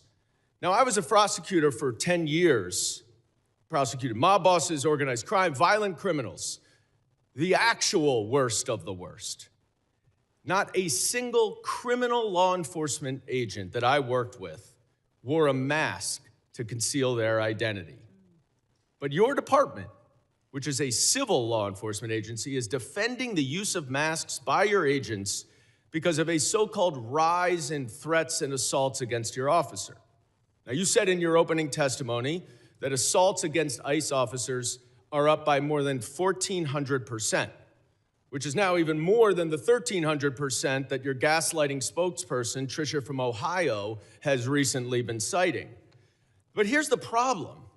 There are two separate, very detailed, very thorough investigative reports based on your own data that both conclude that assaults against ICE officers are up about 25%, which is far less, of course, than you assert and far less than you would expect from an agency that has more than doubled its hiring and then has an even greater increase in arrests. Now, why is that a problem, Mr. Lyons? It's a problem because the explanation that your agents are wearing masks because of fear of assaults or doxing is outright bogus. You and your untrained, unqualified, unvetted, unidentified agents are intentionally terrorizing our cities and communities all over this country to avoid accountability for their excessive force and their lawless actions. That is why you're wearing masks, so no one can hold you accountable, and you know that the FBI is not going to, because notwithstanding all of the investigations all of you say are going on, the Department of Justice and the FBI has stated they are not investigating those two murders. This is not the America that I know and love. This is not the America my immigrants came to. And it's long past time that you rein in your out-of-control agency and start following the law and the Constitution, and I yield back. Gentleman's time has expired. I now recognize the gentleman from Arizona, Mr. Crane, for 5 minutes of questions. Thank you, Mr. Chairman. It's interesting being in this hearing today, where my Democrat colleagues continue to demonize ICE and Homeland Security. I think history and context are very important here. It's not lost on most of the American public that my Democrat colleagues actually caused this entire crisis with their open border policies that they all voted for, letting in close to 15 million illegal aliens. I also want to go through real quick some numbers of ICE deportations with other presidents who I believe both you, Mr. Scott, and you, Mr. Lyons, have worked for. Under President Clinton, 12 million illegal aliens were deported and removed from this country, some voluntary, some departures. Key, no riots. Under President Bush, 2 million, no riots. Obama, who was often referred to as the deporter-in-chief, 5 million, including returns, no riots. President Trump in his first term, 2 million deported, no riots. President Biden, 4 million, including expulsions, varying by estimates, no riots. President Trump again this year, 625,000 with 2 million voluntary leaving through CBP Home App. Mr. Scott, can you explain why these other presidents that you work for, both Democrat and Republican, have deported far more people than this president and we've seen no riots? I would say it has a lot to do about rhetoric and misleading the American public about what's really going on and how important border security really is to this nation. Let's talk also about my Democrat colleagues and something they also supported, and that's these sanctuary cities. I think that's very important, and I don't think a lot of Americans really understand these sanctuary cities. Mr. Scott, Mr. Lyons, is it true that you would rather send your officers into a jail to get some of these illegal alien criminals? Is it safer for your agents and also the illegal alien criminal if your officers are able to go into a jail instead of having to go out and find them on the street? Mr. Lyons, I'll start with you. Yes, sir, it would be. You wouldn't see the amount of law enforcement officers involved in immigration operations. Right. How about you, Mr. Scott? I 100% agree with the director, and just as importantly, it would allow me to put more agents back on the border to prevent people from getting in here in the first place. Let's also talk about these riots. Mr. Scott, Mr. Lyons, do you guys remember any riots, when for some of these victims that were assaulted and victimized by illegal alien criminals like Nate Baker, Laken Riley, Fletcher Harris, Skylar Provenza, Ivory Smith? I've got a whole list of them. Do you remember any riots from our Democrats or their constituents when any of these American citizens were victimized by illegal alien criminals? No, sir. No, sir. Why do you think that is? Because that's the question that I get asked all the time. Congressman, why do the Democrats care more about illegal alien criminals than they care about these American citizens, many of them who are young, have their entire lives ahead of them, didn't show up to a protest, right, to obstruct federal law enforcement. They're just going about their daily lives and they get victimized by people who aren't supposed to be here. Why do you think they don't care about American citizens? I cannot speculate, but when I look at the chaos that it creates and the corrosive nature that it creates, I go beyond the politics of the United States and I look at our nation-state adversaries like Iran, Russia, and China, and their influence on social media to keep this negative discourse going. And I think this is a much bigger issue than we're actually admitting that it is in here. I want to tie this together to something that's very pertinent that's going to happen this week here in Congress, where the American people are going to see the bookend of what's going on. We are going to attempt to pass the Save America Act, okay? Which requires documentary proof of U.S. citizenship to register to vote. It imposes photo ID requirements to vote, and it penalizes officials who do not enforce these requirements. And you won't see most of these folks over here on the other side that are demonizing you guys right now.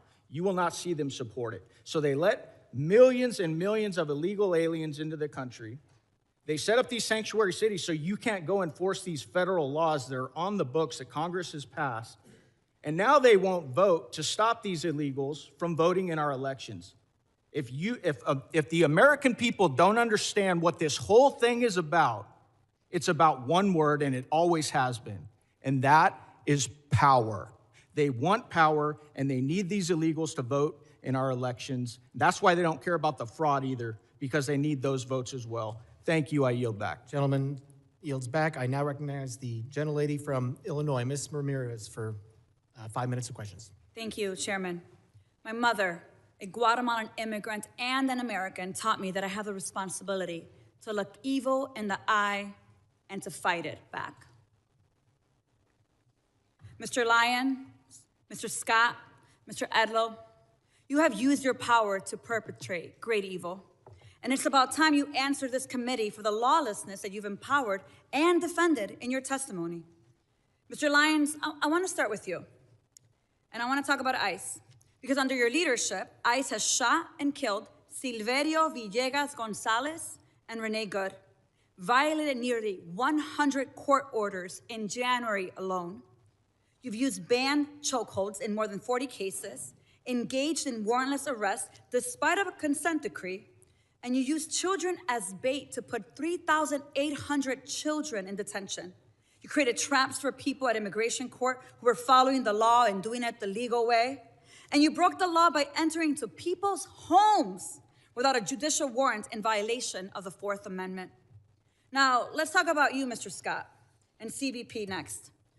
Under your leadership, CBP has attempted to execute Marimar Martinez, shooting her 5 times and not releasing the footage that you should release so that we can see the evidence, murdered Alex Preddy, used chemical agents dozens of times in Chicago after a judge ordered you to stop, conducted warrantless surveillance and racial profiling, and acted with total disrespect and disregard for the law while engaging in roving patrols, plate switching, dangerous traffic maneuvers, and observer intimidation. Again, criminals act with that total disregard for the law, and we continue to see it. You would both have us talk about respect for your mission and your agents, but your agencies are unaccountable, paramilitary forces, and I have just as much respect for you as I do for the last white men who put on masks to terrorize communities of color. I have no respect for the inheritors of the Klan Hood and the Slave Patrol. Those activities were immoral then and criminal, and so are yours. And that brings me to you, Mr. Edlow, and USCIS. Truly, USCIS is the most disappointing part of this whole panel for me. Mr. Edlow, let me ask you a question. Is USCIS's mission to uphold America's promise as a nation of welcome and possibility with fairness, integrity, and respect for all we serve? Yes or no? Is that the mission? Congresswoman, the mission is to administer the lawful immigration system. Okay, so let me move on. So it is not for the possibility of fairness, integrity, and respect. I get that. I want to tell you about Stephen, my constituent, Mr. Edlow. Stephen is a 14-year-old with autism who is seeking asylum. This child has spent 60 days in detention center after he was detained with his dad at a check-in. Let me ask you this. What kind of agency would strip asylum protections from children, even those with pending asylum claims, and deport minors without due process? You don't have to answer that. It's your agency, Mr. Edlow. You are doing that to Stephen, my constituent, an 8th grader. You have abandoned the mission and allowed USCIS to become a tool in DHS's abusive enforcement apparatus, Mr. Edlow. It is shameful to see what USCIS has become. As I've said before, DHS, ICE, and CBP, they're not really rogue. Congress designed DHS to violate our rights under the pretense of securing our safety. I'm gonna say it loud and clear, and I'm proud to stand by what I say. DHS cannot be reformed. It must be dismantled, and something new must take its place. Because if we let DHS persist, it will continue to be a weapon that can be pointed at anyone the government considers the public enemy. And let me tell you, fascism always requires a public enemy.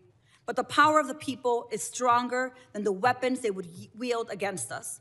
So Mr. Lyons, Mr. Scott, Mr. Edlow, you have weaponized the government. You have supported a fascist enterprise at the expense of our constitutional rights. You have violated the law. But let me remind you, you will not always be in power. One day, you will be held accountable for your role in this dark moment in America, in our nation's history. I guarantee it. And with that, Mr. Chairman, I yield back. Gentlelady yields back. As I said, the issues we're debating here are important, ones that members feel deeply about. While vigorous disagreement is part of the legislative process, members are reminded that we must adhere to established standards of decorum and debate. Witnesses are here today voluntarily, and I will continue to remind members that while oversight is important, aggressively attacking witnesses personally is inappropriate and not in keeping with the best traditions of our committee. And I now recognize the gentleman from Oklahoma, Mr. Burkeen, for 5 minutes of questions. Thank you, Mr. Chairman. Thank you to the witnesses. I want to start with the display over my shoulders. And this is something that is not specific only to Oklahoma. This is something that every member of this committee, if you will go to the DHS website, every constituent of every member of Congress, if you're curious of really the dark days, I want you to go to the DHS website and I want you to look at those not far from where you live, moms and dads, the arrest of illegal aliens who were preying on minors. Just because of a really intentional act by Kate Bryan on my staff to go a couple of weeks ago and look just in eastern Oklahoma, on the right side of me here. Just in eastern Oklahoma, I represent almost all the entirety of eastern Oklahoma. These are just the individuals, heinous acts, to include those with children. And yet I want to read you in a wider, to my left over here, what is happening in the state of Oklahoma. This person was picked up. Angel Nick, sexual exploitation of a minor. Renton Andrew, molestation of a minor. Chan Truding, child fondling. Feliciano Garcia, enticement of a minor. Caetano Lopez, statutory rape. Erasmo Avila, rape and lewd acts with a minor. So for everyone who is in short-term memory, it's the way things operate in the court of public opinion, everyone is looking and you're forgetting the conversations you were having 2 and 3 years ago. If you had teenage kiddos wanting to go outside of your home and you knew that they were going to go to Dallas, Texas, or some city, and you knew that you had to have a conversation with them with what was happening, the 15 million you knew were in the country illegally, that you had no idea what they would be doing, who would they be preying upon. And moms and dads, don't you feel just a little bit safer if we're going to be gut level honest? That's the realization of what the generational opportunity this administration has afforded this country.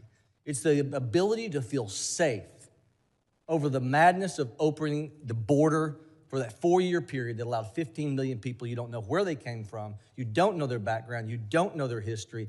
And this that is occurring right now is designed to make sure we have law and order in this country. If you do not have law and order, you don't have prosperity.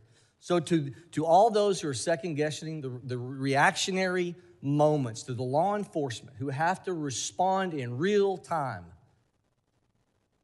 The quarterback who's questioned Monday morning because he's facing the 300-pound defensive lineman. It's easy to do that. But law enforcement walks out of their home every day and is faced with life or death questions. And we have to understand they are the ones who are affording us the opportunity for our children to feel safe against these that are in your backyard. It's not just in the north. It's not just in Minneapolis. It's not just in Minnesota. They're in every state in the country. Go to the Department of Homeland Security website and Google your area and look at who's being picked up in your backyard. That's how we recenter this conversation to truth. I want your children protected. I am grateful for this president who wants your children protected and an administration. The same playbook is happening now to create chaos and take the eye off the real goal, which is to secure our communities, to get back to a place of safety. Mr. Lyons, can you describe, because of not allowing these people to stay in jails, these sanctuary cities are letting them go, thousands released from jail because they will not cooperate with ICE. And when ICE tries to execute a detainer, ask them to hold a criminal illegal alien for potential deportation, how is this compared with other non-sanctuary city regions in the country? Sir, it's night and day. With the jurisdictions that we do have cooperation, we're able to take that individual in a safe, secure environment. Not only is it a safe, secure environment for the officers and agents, but it's also for the individual and the community, because we only need 1 to 2 officers to make that arrest, where now we're historically 5 or 6, we need up to 15. From what you've seen in terms of protest in Minnesota and elsewhere, do you get the sense these agitators are trying to provoke your agents into reactions? Yes, sir. Can you expound upon that?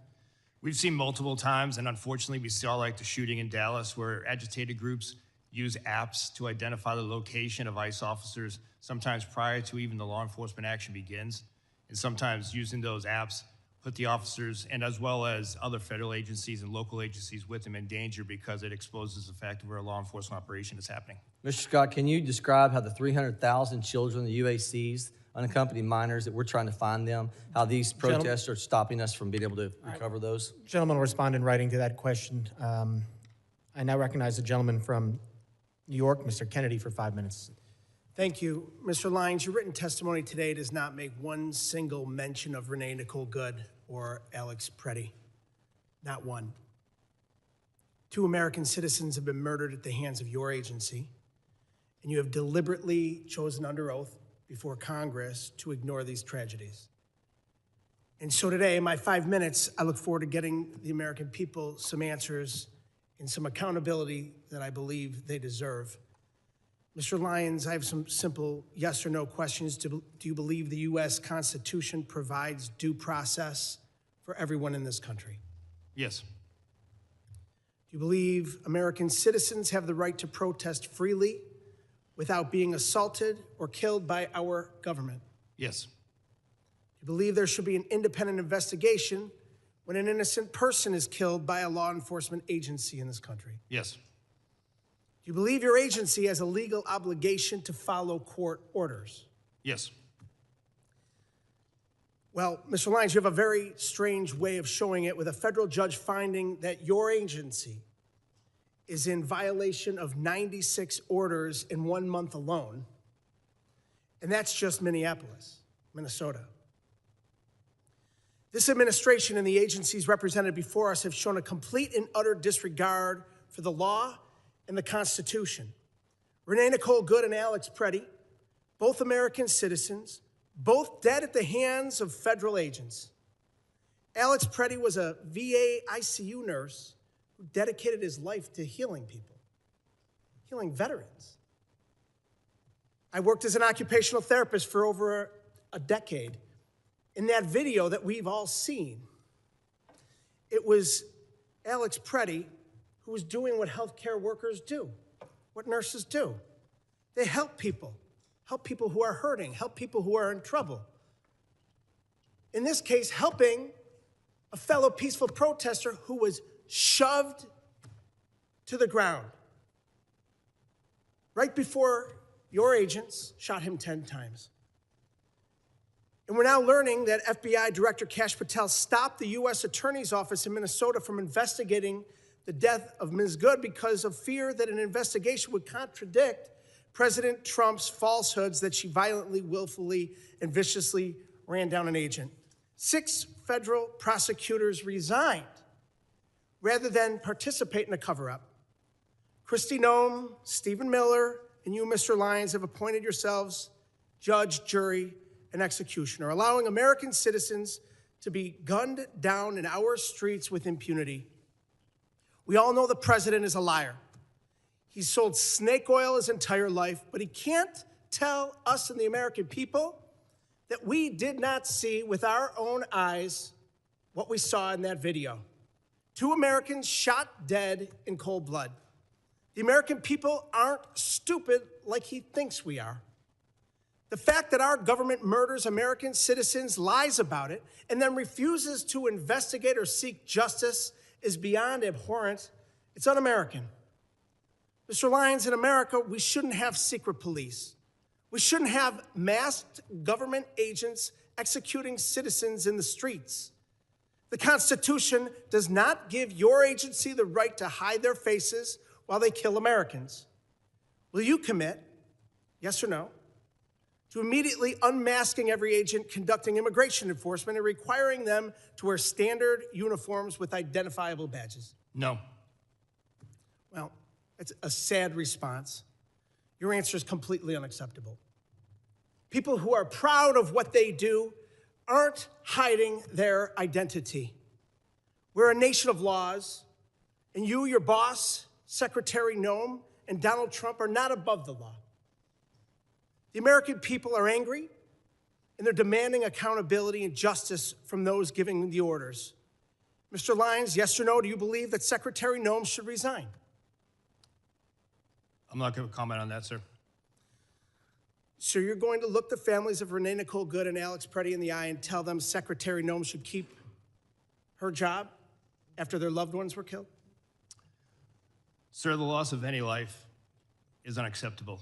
In the heart, my heart, prayers and thoughts go out to anyone who tragically losing his life, especially a child, since I've suffered personal loss in my life. But I'm not going to comment on an ongoing investigation. Well, Mr. Lyons, the American people are watching. Your unwillingness to demand accountability from your own leadership speaks volumes. 2 American citizens Gentleman's are dead. time is expired. The American people deserve Gentleman's accountability. time is expired. Members are reminded that we must adhere to established standards of decorum in debate. It is a clear violation of the rules of the House to make statements that might be personally offensive to the President or the Vice President of the United States. I now recognize the gentlelady from South Carolina, Ms. Biggs, for 5 minutes of questions. Thank you, Chairman Garbarino, and thank you to our witnesses. A big thank you for what you do each and every day to secure our border and to carry out the will of the American people. You know, this Trump administration and the CBP and ICE, they've done a stellar job of securing our border. And we can just look at the numbers. They tell the facts. Crossings are down from a high of over 300,000 a month under President Biden to around 10,000 a month under President Trump. However, the lax border policies of the Democrats have flooded our country with tens of millions of illegal immigrants. This invasion was facilitated by sanctuary cities. Most cities will hand over criminal aliens with a deportation order to ICE, but sanctuary cities refuse to do so, often releasing them back into the public around our communities, our children, and making it unsafe. Cities like Minneapolis pick and choose which laws they want to enforce, and by doing that, they place our federal law enforcement in danger, forcing ICE agents to make arrests out in public, something that could be avoided if sanctuary cities simply cooperated with the federal law. At the same time, radical leftists have stirred hysteria over routine immigration enforcement, calling immigration officers the secret police and even the Gestapo. Let me be very clear. This rhetoric has consequences. Between 2024 and 2025, we saw a more than 16,000% increase in threats of assault against immigration officers. and over 8,000% spike in death threats targeting those who enforce our laws. In Minnesota alone, there have been over 60 threats and 20 assaults to ICE officers. Just think about that if you were going to work every day and had to deal with that. Sanctuary cities, they choose criminals over citizens. My bill, the Mobilizing Against Sanctuary Cities Act, would cut off every single federal dollar to any city that helps illegals instead of law enforcement. Mr. Lyons, my question is to you. Why should taxpayers fund far-left politicians who put your agents at risk? Ma'am, unfortunately, what we've seen over and over is just the fact that there's so much rhetoric out there against the work the men and women of ICE have done. Again, going back in my career, this is my second decade, multiple administrations, and it's never been like this. And the actual public safety impact that the men and women of ICE do every day is significant, and it should still be true for all 50 states. Thank you. So I want to take it a little closer to home. What's happening in my district, the 3rd District of South Carolina, it should alarm every single individual. These are real crimes committed by individuals illegally in our country, right here in our communities, confirmed by the Department of Homeland Security. We heard a little bit from my colleagues earlier. So let me just give you a few of the worst. Vehicular homicide, child cruelty and indecent exposure, armed robbery, assaulting a police officer with a weapon, and making terrorist threats. And I could go on and on. We're also seeing convictions for drug trafficking, burglary, forgery, repeated illegal re-entry, and more. And this is what I consider chaos. And it's the direct result of open border policies that put American lives at risk. But amid all of this, we're seeing true heroes step up. Our federal immigration officers are on the front lines of securing safety and prosperity for us and for our children. They've been given a difficult task, but they are up to the job and certainly meeting the demands.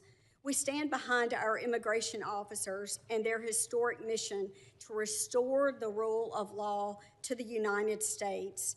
And right here at home, our local law enforcement is rising to meet the challenge, and I'm very grateful to them.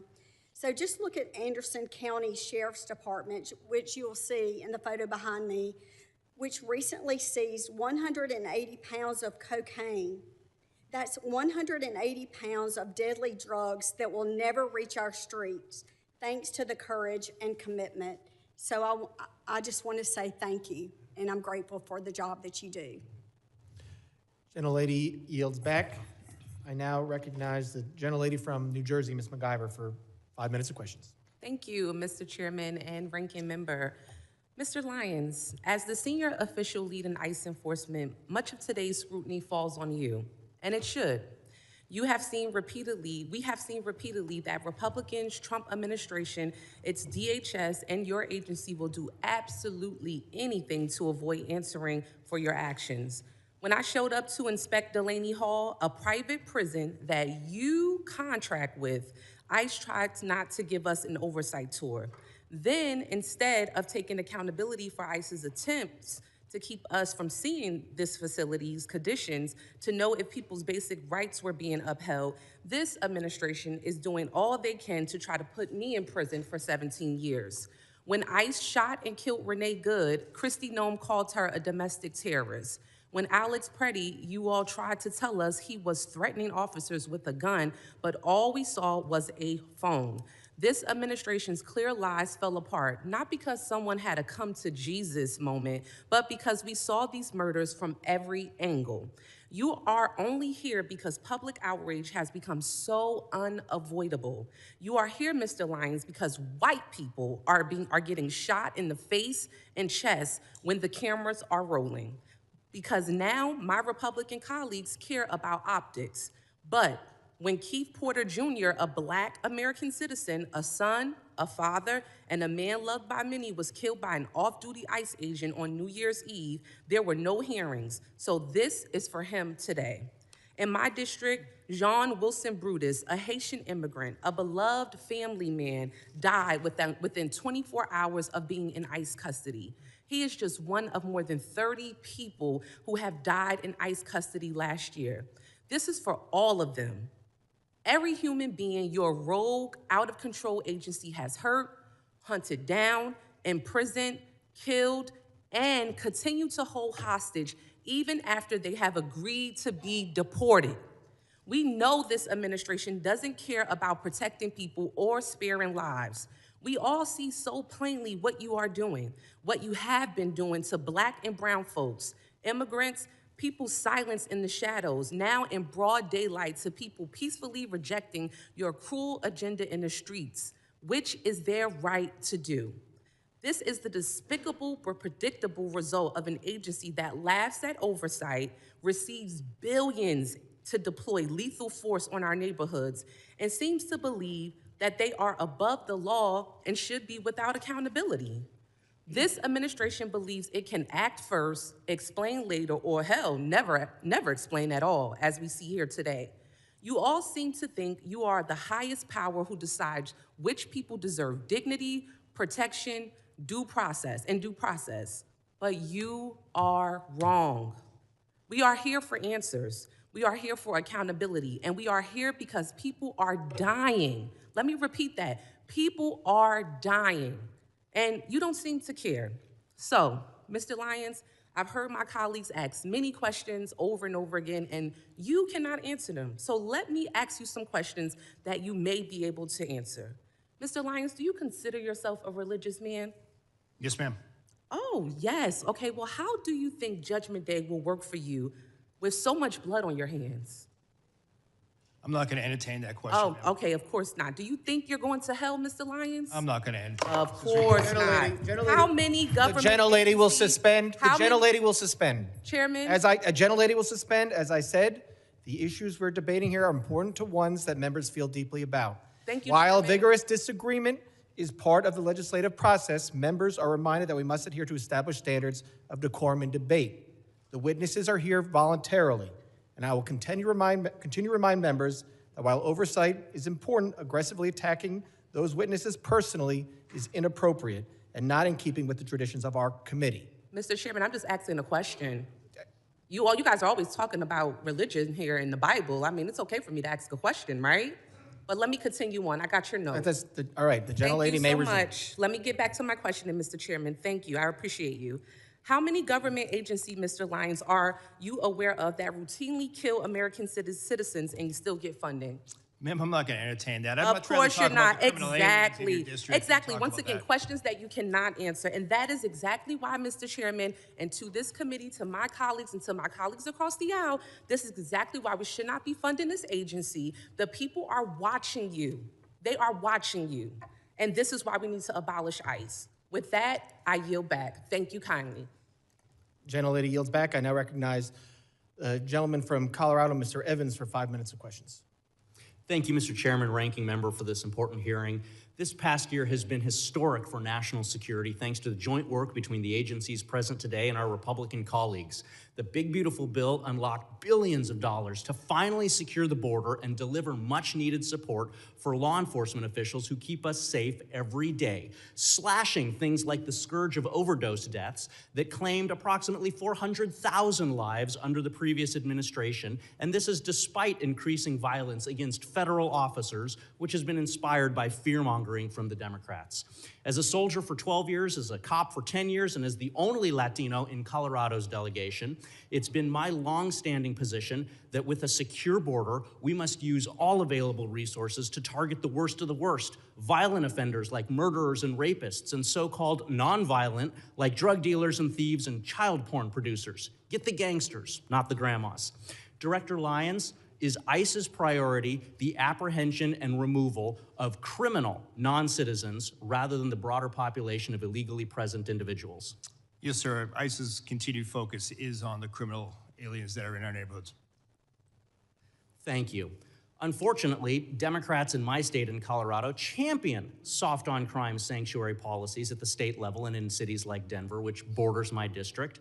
These policies not only impede federal investigations that target cartels, gangbangers, entities like Tren de Aragua, MS-13, the Sinaloa cartel, but they also endanger our communities by releasing dangerous criminals back into the streets who continue to traffic drugs, steal cars, intimidate families, and recruit children. In fact, fentanyl overdose rates in Denver are going up in 2025. It's common sense that when local or state police arrest an individual for a crime, those officers should be able to obtain basic information about the arrestee, and those state and local officers should then be allowed to share information with federal law enforcement to communicate threats, honor detainer requests, and work together to ensure national security and public safety. So, Director Lyons, can you please explain how ICE works around sanctuary policies to go after the worst of the worst? And do these sanctuary policies that release criminals back into the community increase or decrease ICE's presence in the community and the temperature of the interactions that ICE has with the community? Sir, when we deal with sanctuary jurisdictions, we do have to have more law enforcement officers in the street. Like I said earlier in my testimony, we'd much rather have the chance to take a aggravated felon, repeat DUI offender into custody at a prison, local jail, or some type of lockup environment where it's safer for my officers and for not only the individual, but that community as well.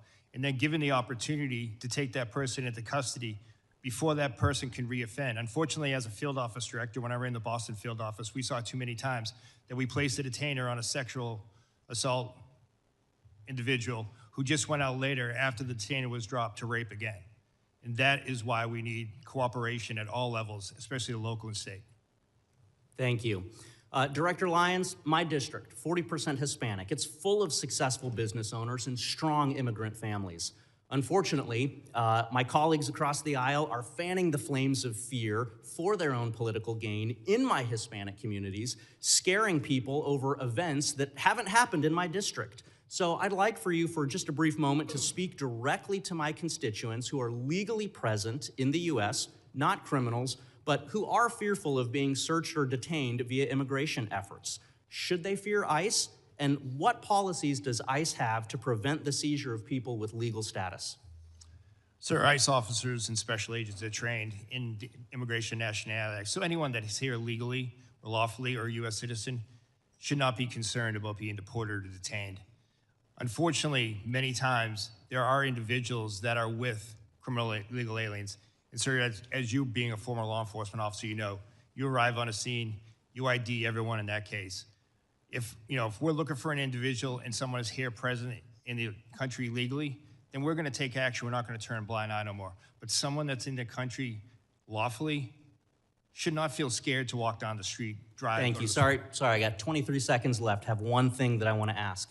As a cop, if I had an arrest warrant, there's a difference between arrest warrants and search warrants. If I had an arrest warrant for an individual and I thought they were in the house, or if I was assisting social services with a child removal, I still had to have an arrest warrant to go in the house. So I have many questions about the memo saying that you don't need a warrant to go into the house. Will you commit with me at a later date to discuss this? 100%, sir. I would look forward to sitting down and discussing that. Yield back. Gentleman yields back. I now recognize the gentlelady from Texas, Ms. Johnson, for 5 minutes of questions. Thank you, Mr. Chairman. I would like to, Mr. Lyons, I wanted to just follow up on a statement that you just made, which is that if you're here legally and lawfully, you should not worry.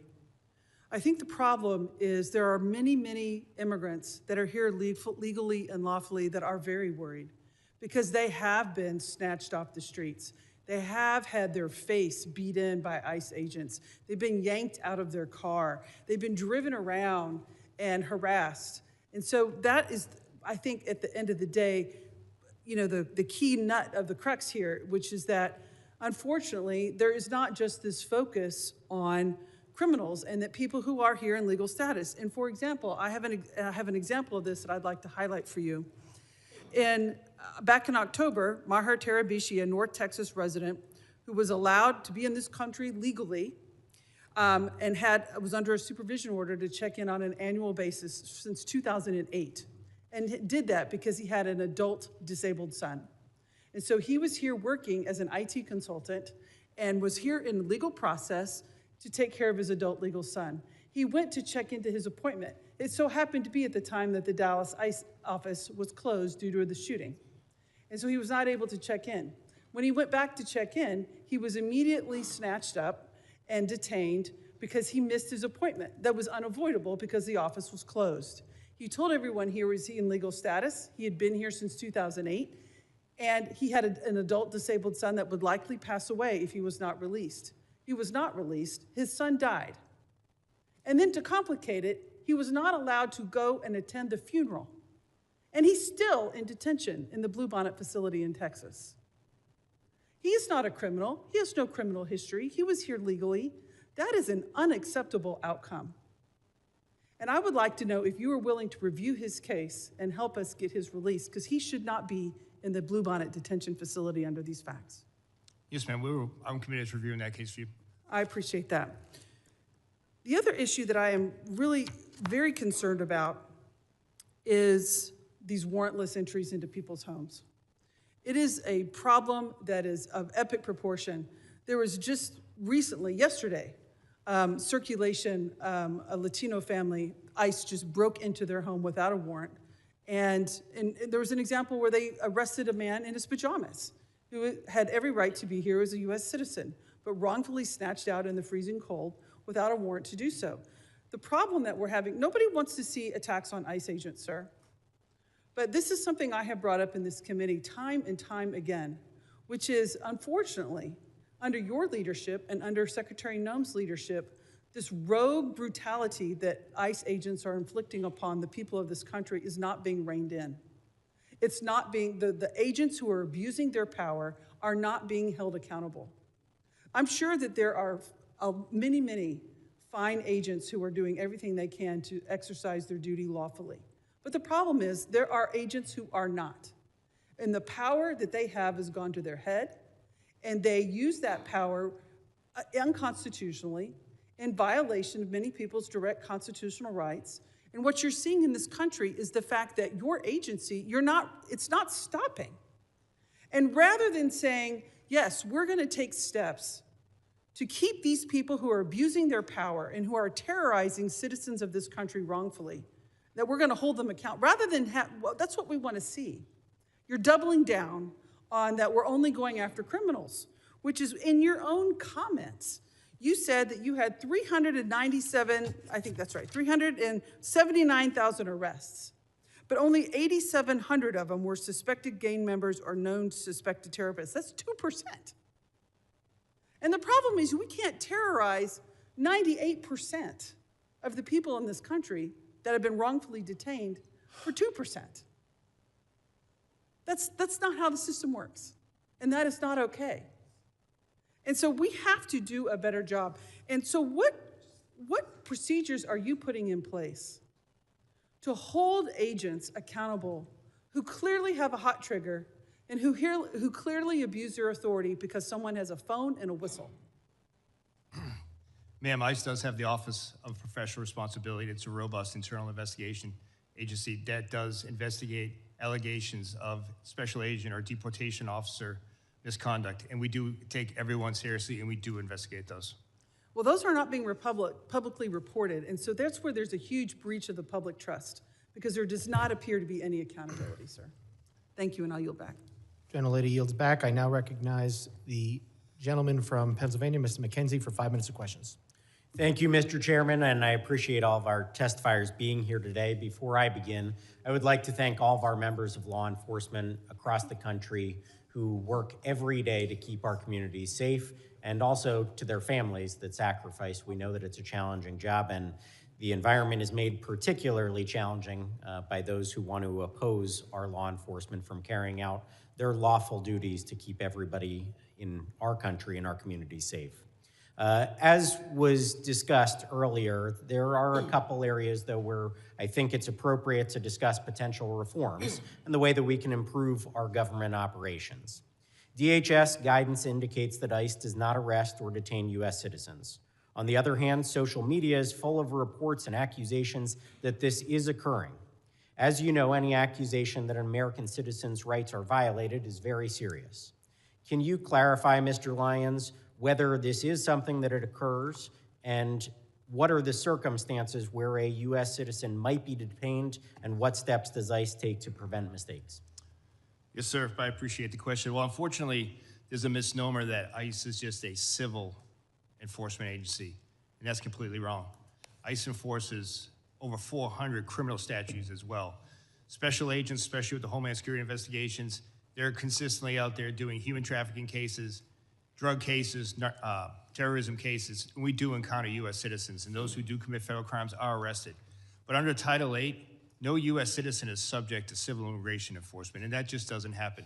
There are multiple safeguards in that way, and if a U.S. citizen is detained in the course of an immigration investigation, they're quickly released. We don't take action on American citizens. If it does occur where a U.S. citizen is detained during the course of another investigation, how is that documented and conveyed to the public about the fact that this did occur and what the circumstances around that were? So, sir, if you say it's a separate investigation, if it comes to a criminal case, obviously a lot of those are under seal or ongoing investigations. We won't expose that. But we're transparent in the case when it comes to any U.S. citizens that's detained in any law enforcement operations that's subsequently arrested. I appreciate that. I think greater transparency could be beneficial for both the American public and everybody involved here if we clearly articulate what occurred in many of these instances. I've seen it myself when I'm looking into local issues in our community. There are oftentimes two sides to the story, and when it is actually conveyed what did occur and why it occurred, there's a greater understanding in our local community of the law enforcement activities that occurred. The second thing I would like to hit on is jurisdictions, which are sometimes referred to sanctuary cities. Not a clear definition, as we all know, but local authorities in our community. We have Northampton County, which does not honor ICE detainer requests for 48 hours and properly convey to ICE and law enforcement about the release of that individual, when that may occur, or even during that detainer period, allow ICE to come onto their property to make an arrest in a secure facility. Obviously, that leaves our community in a vulnerable position. In our case, members of Tren de Aragua, domestic abusers, have been released onto the street, and ICE had to stake out that location, making the arrests in an unsecure way out in the local community.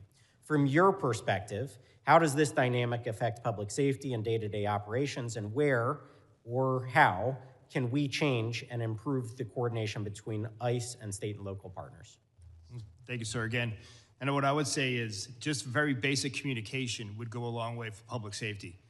You know, ICE respects and abides by state and municipality laws as well, where sometimes you can't hold for any reasons. But a simple phone call to let us know that that individual is going to be released, or if that individual is released, sharing that biographical data with us will go a long way.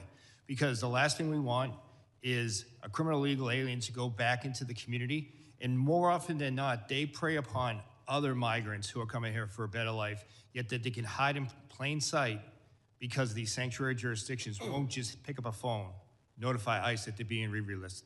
Well, I appreciate that. I think we want full cooperation between our local law enforcement and federal agents when they are trying to do their job. If somebody is on a detainer, they should be allowed onto that property, given the ability within that detainer window to make a lawful arrest. I think it would go a long way to keeping our community safe. I would like to thank all of you again for being here. The fact that you are here and present for this kind of testimony, I think, brings greater accountability and increases the ability for us to make reforms in Congress. Thank you again. Gentleman yields back. I now recognize the gentlelady from New Jersey, Ms. Poe, for 5 minutes of questions. Thank you, Mr. Chairman, and to our ranking member, Thompson. Gentlemen, thank you so very much for being here. Let me just be clear. Secretary Noem must step down or be impeached by the House, period. The lawlessness, the cruelty, the outright viciousness that she has created has destroyed an agency whose very mission is to protect our country. Under Noem's leadership, congressional oversight is ignored, detention visits are blocked, due process is ignored, and laws are broken without thought. This is the first time any of you have testified before our committee. It took 2 American citizens being murdered in cold blood to get you to show up. ICE raids schools, churches, and hospitals. And let's not forget 5-year-old Liam Ramos. You used him as a bait and then detained him despite his father legally seeking asylum. Liam is the face of your cruelty. My district is one of the most ethnically diverse in America. Our diversity is our strength, but somehow you all seem to believe it's a weakness. Last fall, the Supreme Court greenlit ICE's ability to yank people off the street based on one thing, such as, quote, the type of work one does, speaking Spanish or speaking with an accent, and their apparent race or ethnicity. Mr. Lyons, I speak Spanish. If I wasn't wearing my member pin, would me being a Latina or speaking Spanish be enough for ICE agents to harass me or shove me into one of your unmarked cars? No, ma'am. I speak for all of us when I say that I think we know the real answer to this. These are the realities traumatizing my constituents. We know that ICE is transferring New Jersey detainees to other states like Texas, ripping them from their families and leaving them unable to challenge their detention. Mr. ICE, yes or no? I'm sorry, Mr. Lyons. Yes or no? Ma'am, Will you provide us with a list of people ICE has transferred from New Jersey to other states so that I can inform their families where they are? Yes, ma'am. These are people like my constituent, Lee Cordilla, whose ICE shipped to Texas and continues to detain despite 2 judicial orders compelling her release. Over the weekend, Lee Cow was hospitalized for 72 hours while her family had no idea where she was at, nor the status of her condition. Mr. Lyons, would you be willing to look into this to make sure to release my constituent? Why have we failed? Why have you failed to inform her family where she was sent and the status of her condition? When will she be freed? Yes, ma'am, you have my commitment that I'll look into that. Thank you. Now soon, Mr. Lyons and all of you, my district will host the World Cup matches and hundreds of thousands of visitors will come. Visitors' confidence is plummeting and jeopardizing the World Cup. Mr. Lyon, will you commit to ensure that pausing its operations and raise at FIFA matches and other FIFA-sanctioned public events? Ma'am, ICE, specifically Homeland Security Investigations, is a key part of the overall security apparatus for the World Cup. We're dedicated to securing that operation, and we're dedicated to the security of all our participants as well as visitors. You realize that if they feel that they're going to be wrongfully incarcerated or wrongfully pulled out, that's going to hurt this entire process. I hope you realize that. Yes, ma'am, and ICE is dedicated to ensuring that everyone that visits the facilities will have a safe and secure event. Without these assurances, our local communities and national reputations will indeed be suffered. Thank you, Mr. Chairman. I yield back. Gentlelady yields back. I now recognize the gentleman from North Carolina, Mr. Knott, for 5 minutes of questions. Thank you, Mr. Chairman. Using the trope, diversity is our strength as an excuse for lawlessness is unbelievably naive and dangerous. Nobody in this room would say that diversity is a bad thing. Lawlessness is a bad thing. Law and order is much more of our strength than open bordered policies that welcomes anybody with no vetting. And when you get down to the nuts and bolts of this issue, We would not be having this hearing if the Democrats attacked illegal immigration with the same vigor that they're attacking law enforcement and the men at this table. That's a fact. And it's worth noting that the dishonesty in framing these issues has been unbelievably obvious. It's been consistent. And just as an anecdote, Mr. Lyons, was Liam used as bait by your agency?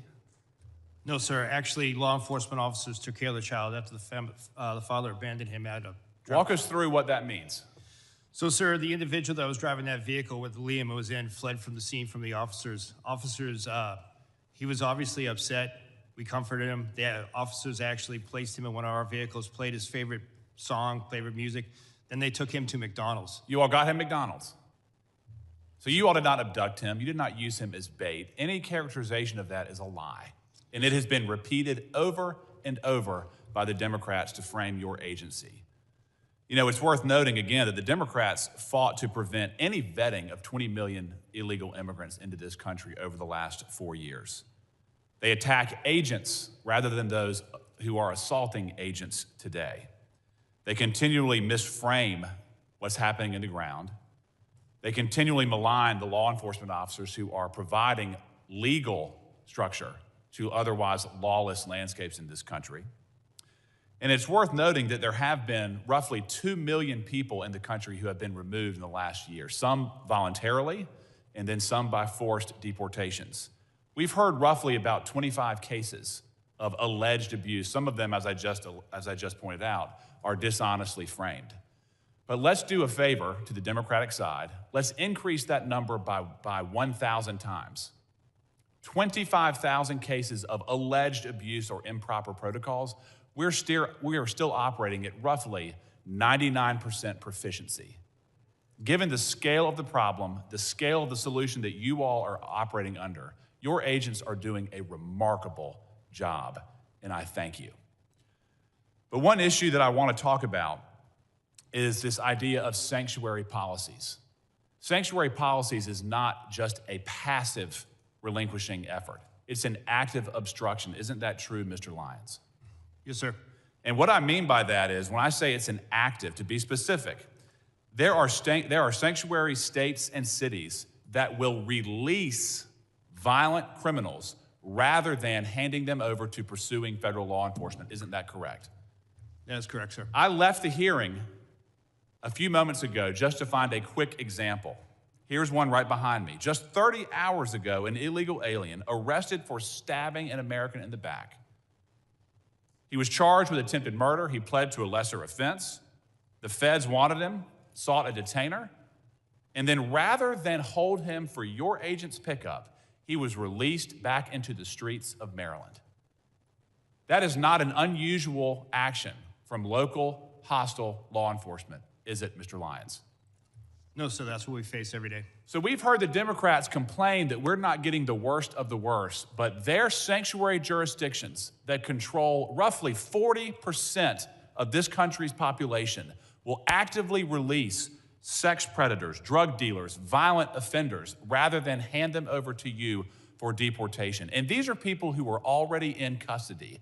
Am I correct, Mr. Lyons? Yes, sir. The individuals were already deemed a public safety threat by local or state law enforcement. And then when they get a federal detainer, they will release them on the street rather than turn them over for deportation. Yes, sir. It's disgusting. Mr. Scott, I want to talk to you briefly. I'm running out of time. How many cities does your agency operate in? We operate nationwide. Why is it that there is so much tension in Minneapolis, St. Paul right now? Because paid agitators are actively trying to stop law enforcement action. Without that, you wouldn't even have any idea most of these arrests were taking place. In many parts of the country, local law enforcement assists your efforts to bring legal structure to these lawless areas. Isn't that correct? That's correct. And when order is maintained, you can do your job peacefully, correct? Correct. And all we've ever asked is for law enforcement to do their job, not necessarily. In Minneapolis, St. Paul, local law enforcement in some cases have been prohibited from maintaining order so you can do your job. Isn't that correct? Correct. Gentleman's time is I yield expired. back. Thank you. I now recognize a gentleman from Virginia, Mr. Walkinshaw, for 5 minutes. Thank you, Mr. Chairman. Director Lyons, your opening statement referenced the importance of protecting children, and I'm glad to hear your commitment to that. I want to focus on one of President Trump's mass deportation policies that the experts say harms children: child detention. In this administration, under your watch, ICE has booked nearly 4,000 children, and 1,000 of them have been held longer than the court-ordered 20-day limit. Recently, ProPublica obtained handwritten letters and drawings from children detained by ICE. These are letters from children describing what it feels like and what it does to them when the government locks them up. This is Ariana. She's 14 years old, detained for 45 days. Since I got to this center, all I feel is sadness and mostly depression. This is Mia, 7 years old. I don't want to be in this place. I want to go to my school. This is Scarlett, 17 years old. I feel very bored and overwhelmed because I am locked up. This is Gabby, 14 years old. I feel so much sadness and depression of not being able to leave. This is Maria, 9 years old. Me and Dilly am not happy. Please get me out of here. This is a 12-year-old going to the doctor, and the only thing they tell me is drink more water. The water here is what makes people sick. And this one got me, Mr. Lyons, because this is a 5-year-old, Luis Annie. My son's 5. He can't write many words, but he can communicate through drawings like this. This is a picture of Luis Annie's family. And you might be able to see that none of the faces are smiling. Child detention is not required by law. You know that. It's not the only option available, and it's not effective. We know that community-based alternatives can ensure compliance with proceedings without traumatizing these children. Yet, you continue to detain and hold children for weeks or months, depriving them of school, stability, leaving them afraid, sick, and confused. And one of the key reasons for your mass detention, including the detention of Liam and his father, is to pressure people to give up their legal opportunities and pathways to remaining in the United States. Liam's father was following the rules, following the legal process with a valid claim. Let me be clear. No child, not Liam Ramos, not Gabby, or any of these children should be used as pawns in Stephen Miller's sick and twisted Great Replacement agenda. Mr. Lyons, in 2025, the British Journal of Psychiatry analyzed all of the data on the impact of immigration detention on children's health. Have you read that study and analysis? No, sir, I haven't. You're the director of you are not familiar with that literature. No, sir. You could tell me, I'm sure, chapter and verse on the tactics and the equipment that your agents use, military-style equipment across the country in American cities, but you don't know anything about the literature of the impacts of your policies on children. You haven't read it. No, sir. The Flores Agreement, I'm sure you know that, sets a 20-day limit on detaining children. You and the Trump administration are trying to terminate that agreement. How long would you like to hold children? 20 days, 40 days, 60 days, 100 days? What's the right number, Mr. Lyons? Sir, we wouldn't like to hold any children. We would like to remove that family unit together safely and humanely and as quickly as possible. Thank you. Since you haven't read the literature, let me tell you what it says. Detention harms children. No period. No period. Not 20, 40, 75 days that you're holding children can be deemed safe. All detention of children has adverse impacts and is profoundly detrimental. Your policies are profoundly detrimental to children. I yield back. Gentleman yields back. I now recognize the gentleman from California, Mr. Fong, for 5 minutes of questions. Thank you, Mr. Chairman. Thank you all for those who are here testifying. I want to thank you to you and your teams and your personnel for what you do.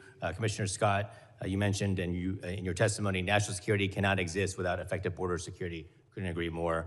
Everyone on your teams are doing tremendous work under difficult conditions, and I want to thank you all. I do want to ask and dive in a little deeper as a Californian on the dangers and the consequences of these sanctuary policies.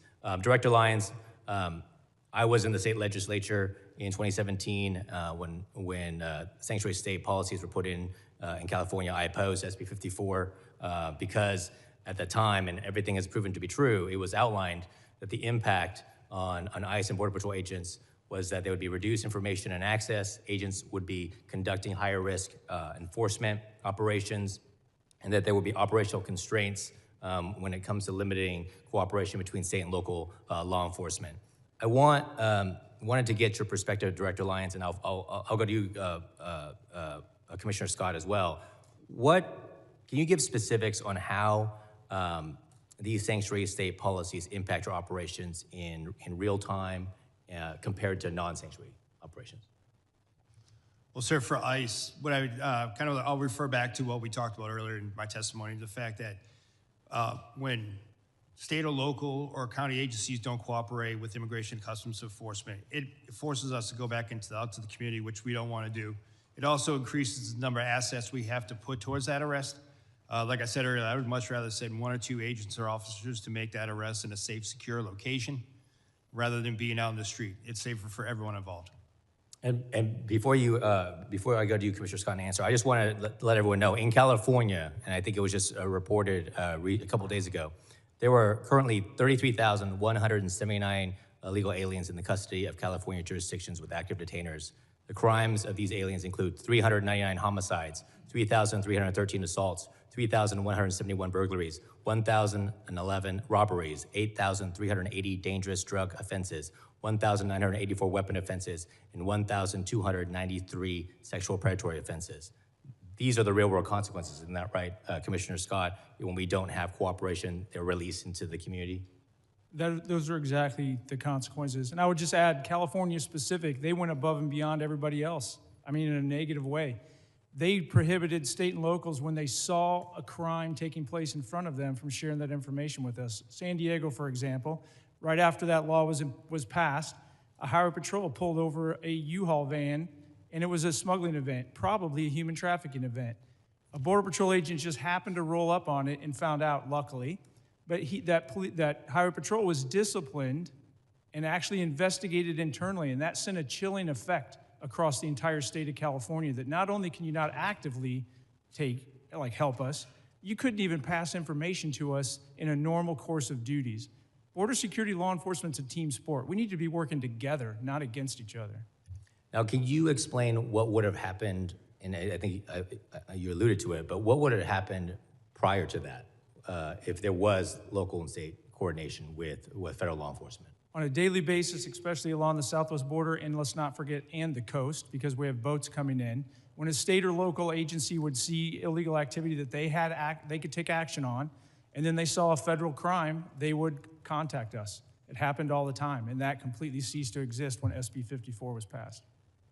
And these crimes, of course, as you mentioned before, if you go into specifics, I mean, this is trafficking, both humans and drugs. This is rape, assaults. I mean, anything. You're telling me that if any of those crimes occurred, if right now in California, if someone witnessed it, if a state law enforcement or local law enforcement witnessed these crimes being committed, they could not notify you. They have some felony exceptions, but in most cases, you don't know until you start asking questions if it's just a smuggling event or a human trafficking event. Until you actually pop the trunk of the vehicle or the back of the car, you don't know what commodity is back there, if it's people or something else. It put a chilling effect beyond the actual written language on any kind of cooperation in the state. Well, I want to thank you for that. Yes, there were some exceptions when it comes to felonies, but someone who lives in California and was there for the discussion and debate, everything we warned about when it came to sanctuary state policies and the consequences to our community and the consequences to public safety, they have come true. And that is sad and unfortunate, and we need to undo those policies. So I want to thank you all for your leadership and testimony and your work. Thank you, and Mr. Chairman, now you back. Gentleman yields back. I now recognize the gentleman from Louisiana, Mr. Carter, for 5 minutes of questions. Mr. Chairman, thank you very much. And to our witnesses, thank you for being here. What we've heard today and seen play out in the streets of this nation for the past year, straight out of the Trump administration's fascist playbook. Cheat, murder, lie about it, practice the art of mass distraction. The American people are not happy about this. This administration's officials are sitting before us. 2 people are dead. I understand that there's an investigation and you cannot go into the details about that.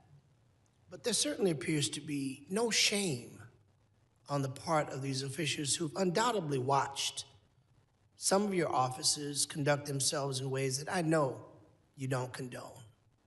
Not as law-abiding people, right? So I gotta give you the benefit of the doubt. And I can't understand why you show no shame, no contrition, no remorse for the human lives that have been lost, or for the trampling of the Constitution and the tearing apart of the moral fiber of our nation.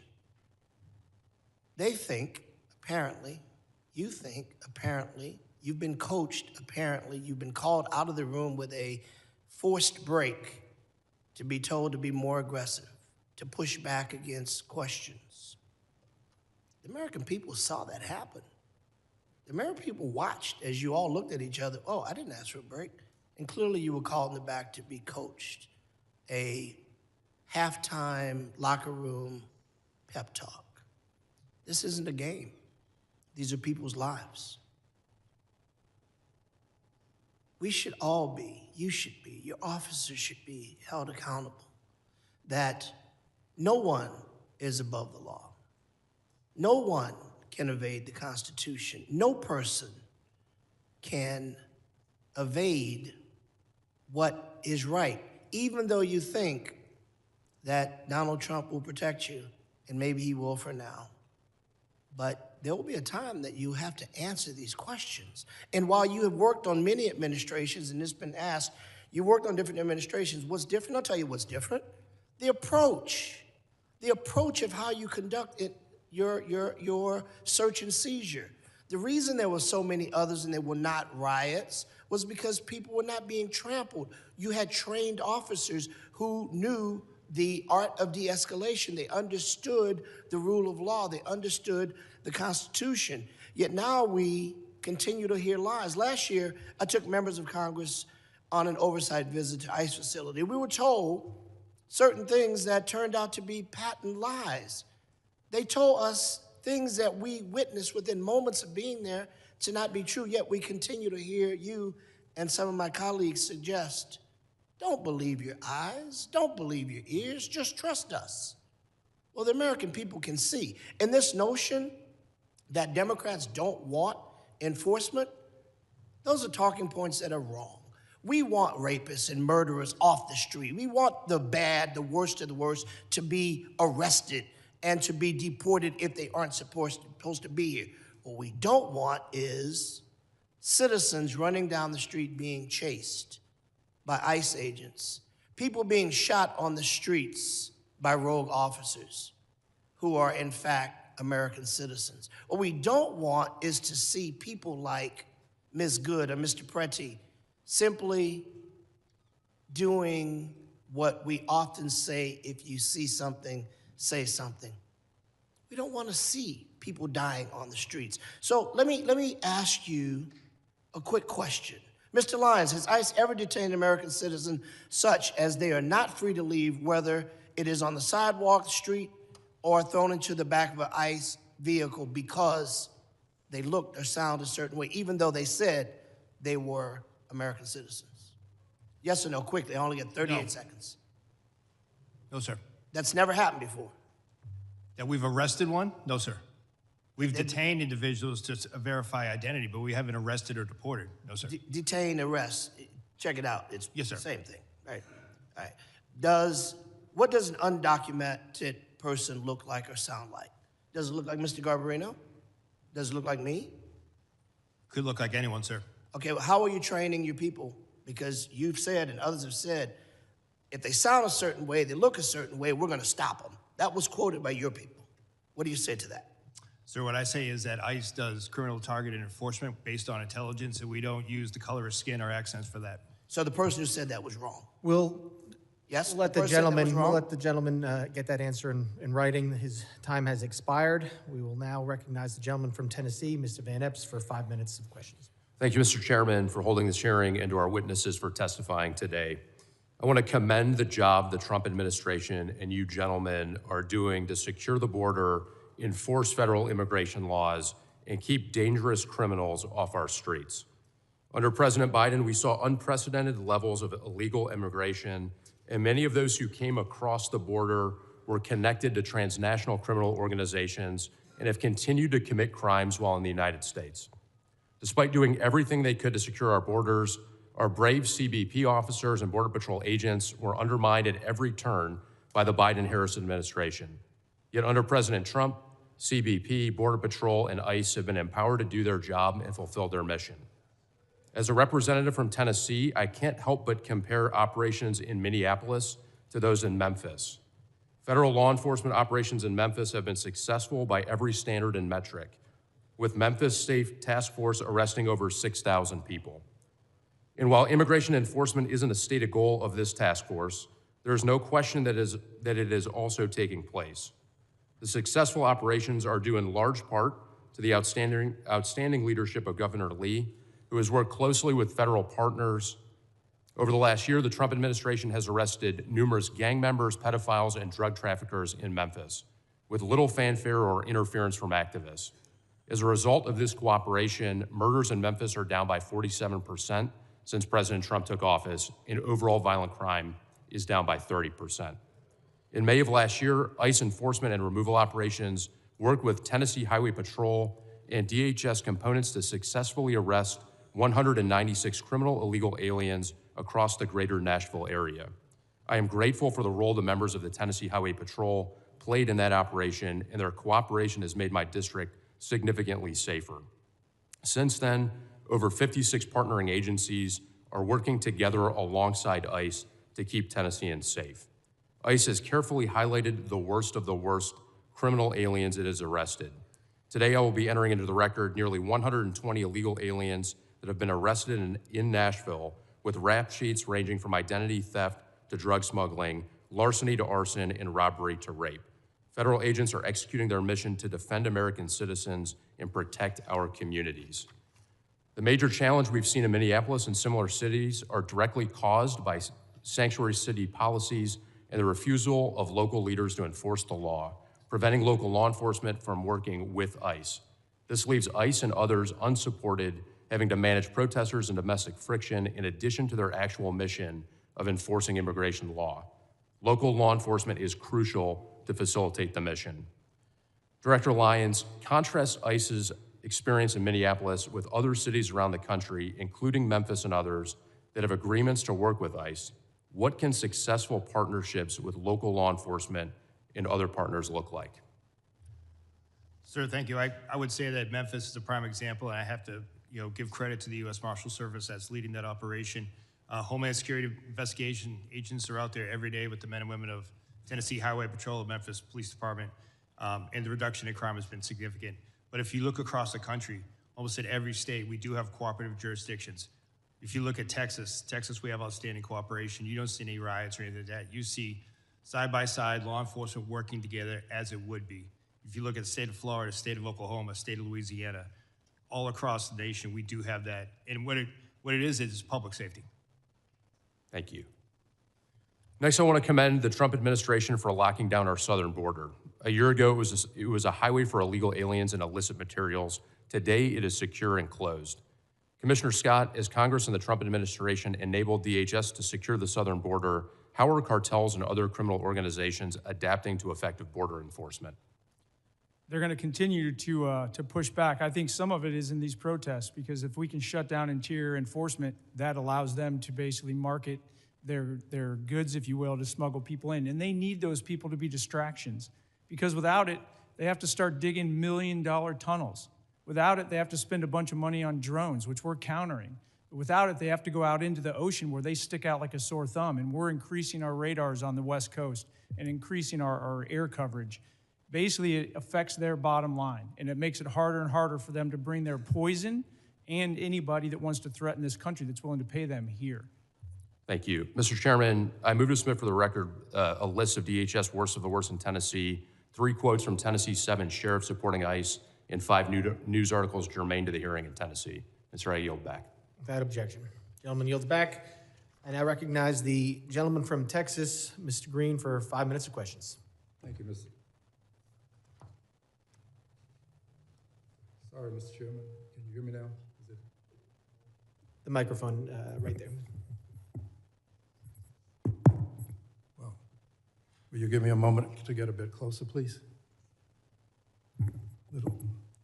Thank you, Mr. Chairman, and I say it sincerely.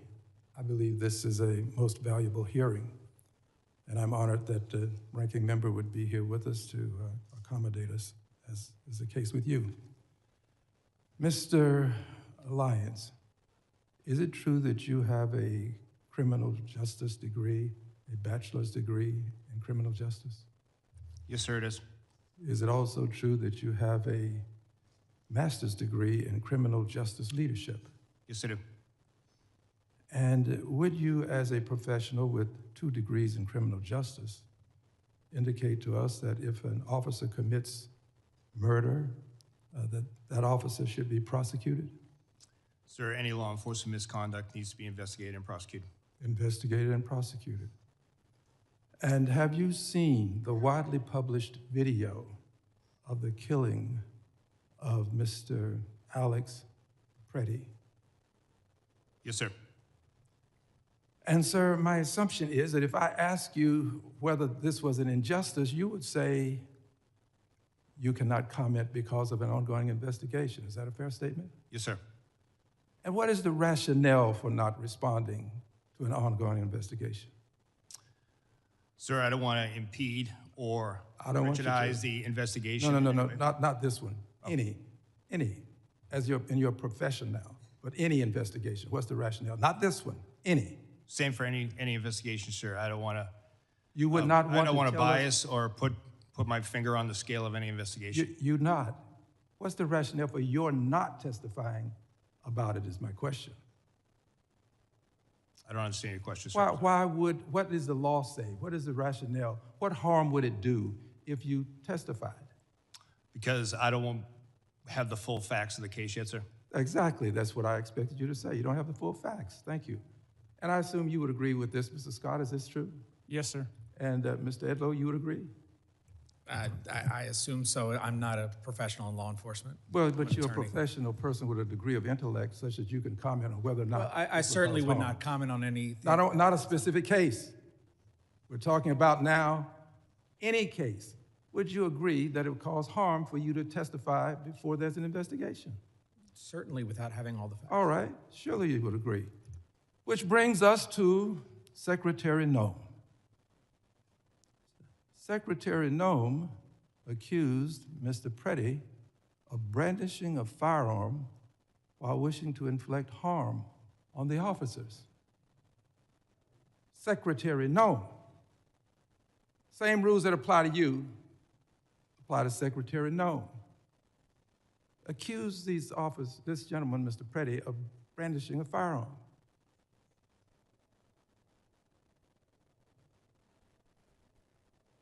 Secretary Noem doing this when she did without an investigation. We have to agree that there's not been an investigation. I don't think I have to ask you that. Not a complete investigation that we know of anyway. She did it right afterwards. Having done this, she is violating this very basic principle that you have called to our attention today. And we have to ask ourselves, why would she go so far as to say brandishing when he did not? The video will clearly show it. And she said wishing to inflict harm. Did not inflict any harm. But the secretary, without an investigation, made these comments. I'll tell you why. The secretary was in a rush to cover up, to make sure that she was protecting the officers without regard for the life that was lost. And in doing this, she was violating not only this basic moral concept, she was breaking the law. The secretary should be investigated right along with those officers who are out there engaged in this ungodly conduct. She should be investigated. And in my opinion, based upon my observation, secretary should not only be investigated, the secretary should be prosecuted right along with those officers. This man did not brandish. This man was not armed. This man did not attempt to hurt those officers. They should all be prosecuted. And you, persons associated with the Trump Gentleman's time administration, say is lock her expired. up. I say lock her up. Gentleman's time has expired. I now recognize the ranking member for UCIS. That's correct, Mr. Chair. Mr. Chairman, I ask unanimous consent to insert two statements for the record. One submitted by the Refugee Council USA and the other from the Baptist Joint Committee on Religious Liberty. Without objection. Mr. Chairman, on behalf of Ms. Ramirez, I ask unanimous consent to include in the record 3 articles. One, a Chicago Sun-Times article describing how U.S. Border Patrol has separated a family. Number 2, an ABC 7 Chicago article that describes how ISIS warrantless arrest in Chicago has been ruled unlawful by a federal judge. And third, a ProPublica article documenting how immigration agents are using banned chokeholds and other moves that can cut off breathing. Without objection. Mr. Chairman, I ask unanimous consent to insert in the record the following articles. A CBS News article that states that contrary to the administration's claim, only 14% of those arrested by ICE had violent criminal records. An NPR story about a DHS memo that says ICE can enter people's home without a judicial warrant, which has alarmed members on both sides of the aisle. An article from the Marshall Project that alleges that there are thousands of kids in detention, many for longer than the court-prescribed limit. An article from the Independent about a sick 5-year-old, Lame Ramos, asking for his mom in a detention center, which rebuts testimony we heard today that ICE was taking good care of him. A report from the Center for Election Innovation and Research updated this month that found that non-citizen voting is rare and allegations of the practice are a result of misunderstandings or fabrication. An article from the AP, which highlights that federal authorities are monitoring and tracking individuals who criticize immigration enforcement operation. A report from the Brennan Center titled, ICE Wants to Go After the Sinners as Well as Immigrants. A report from The Guardian that describes the terrible condition in ICE facilities and that ICE denied urgent medical care to a 10-year-old.